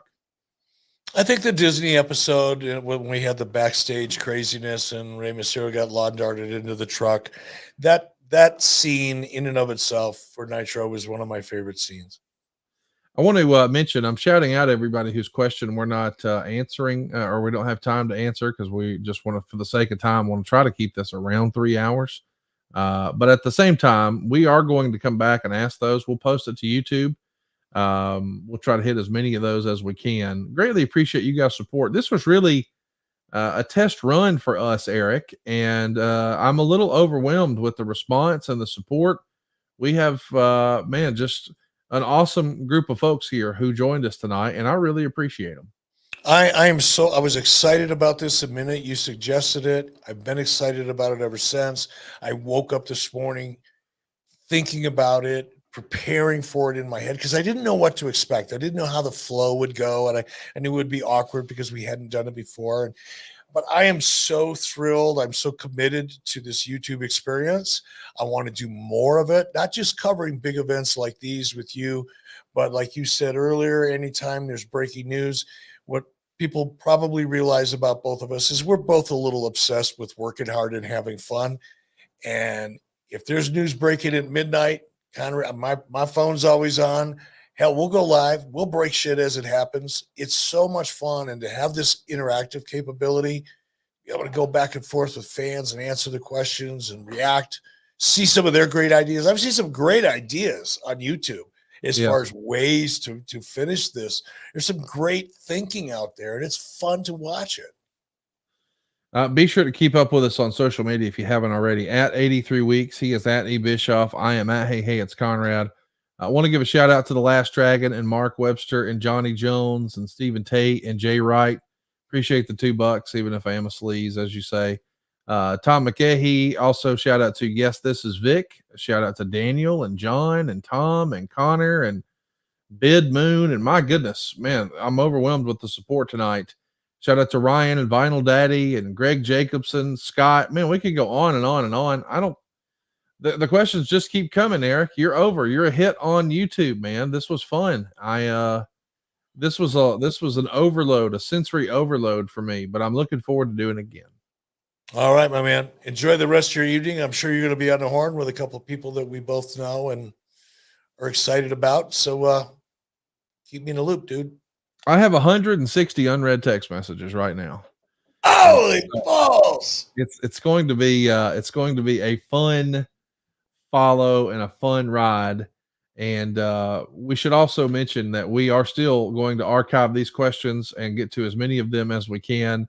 If you haven't already, hit the subscribe button, turn the notifications bell on. The notifications bell will tell you next time we're live, but we will also try to knock out as many of these questions as we can in the coming days right here on 83 Weeks. And stay tuned. Eric and I will be back Monday morning with a brand new episode. And if you liked being interactive, you liked being a part of the live studio audience, we do this for our regular podcast shows, 83 Weeks, over at adfreeshows.com. Not only that, but you get a ton of bonus content, including one of my favorite things that we do. It's called Eric Fires Back. And there's a bunch of those in the archives where I played old shoot interview clips for Eric, and he shreds them like a head of cabbage. It's all happening at adfreeshows.com. Join us there, and thank you so much for all the love and support. Tell a friend about your new favorite YouTube. It's 83 Weeks with Eric Bischoff.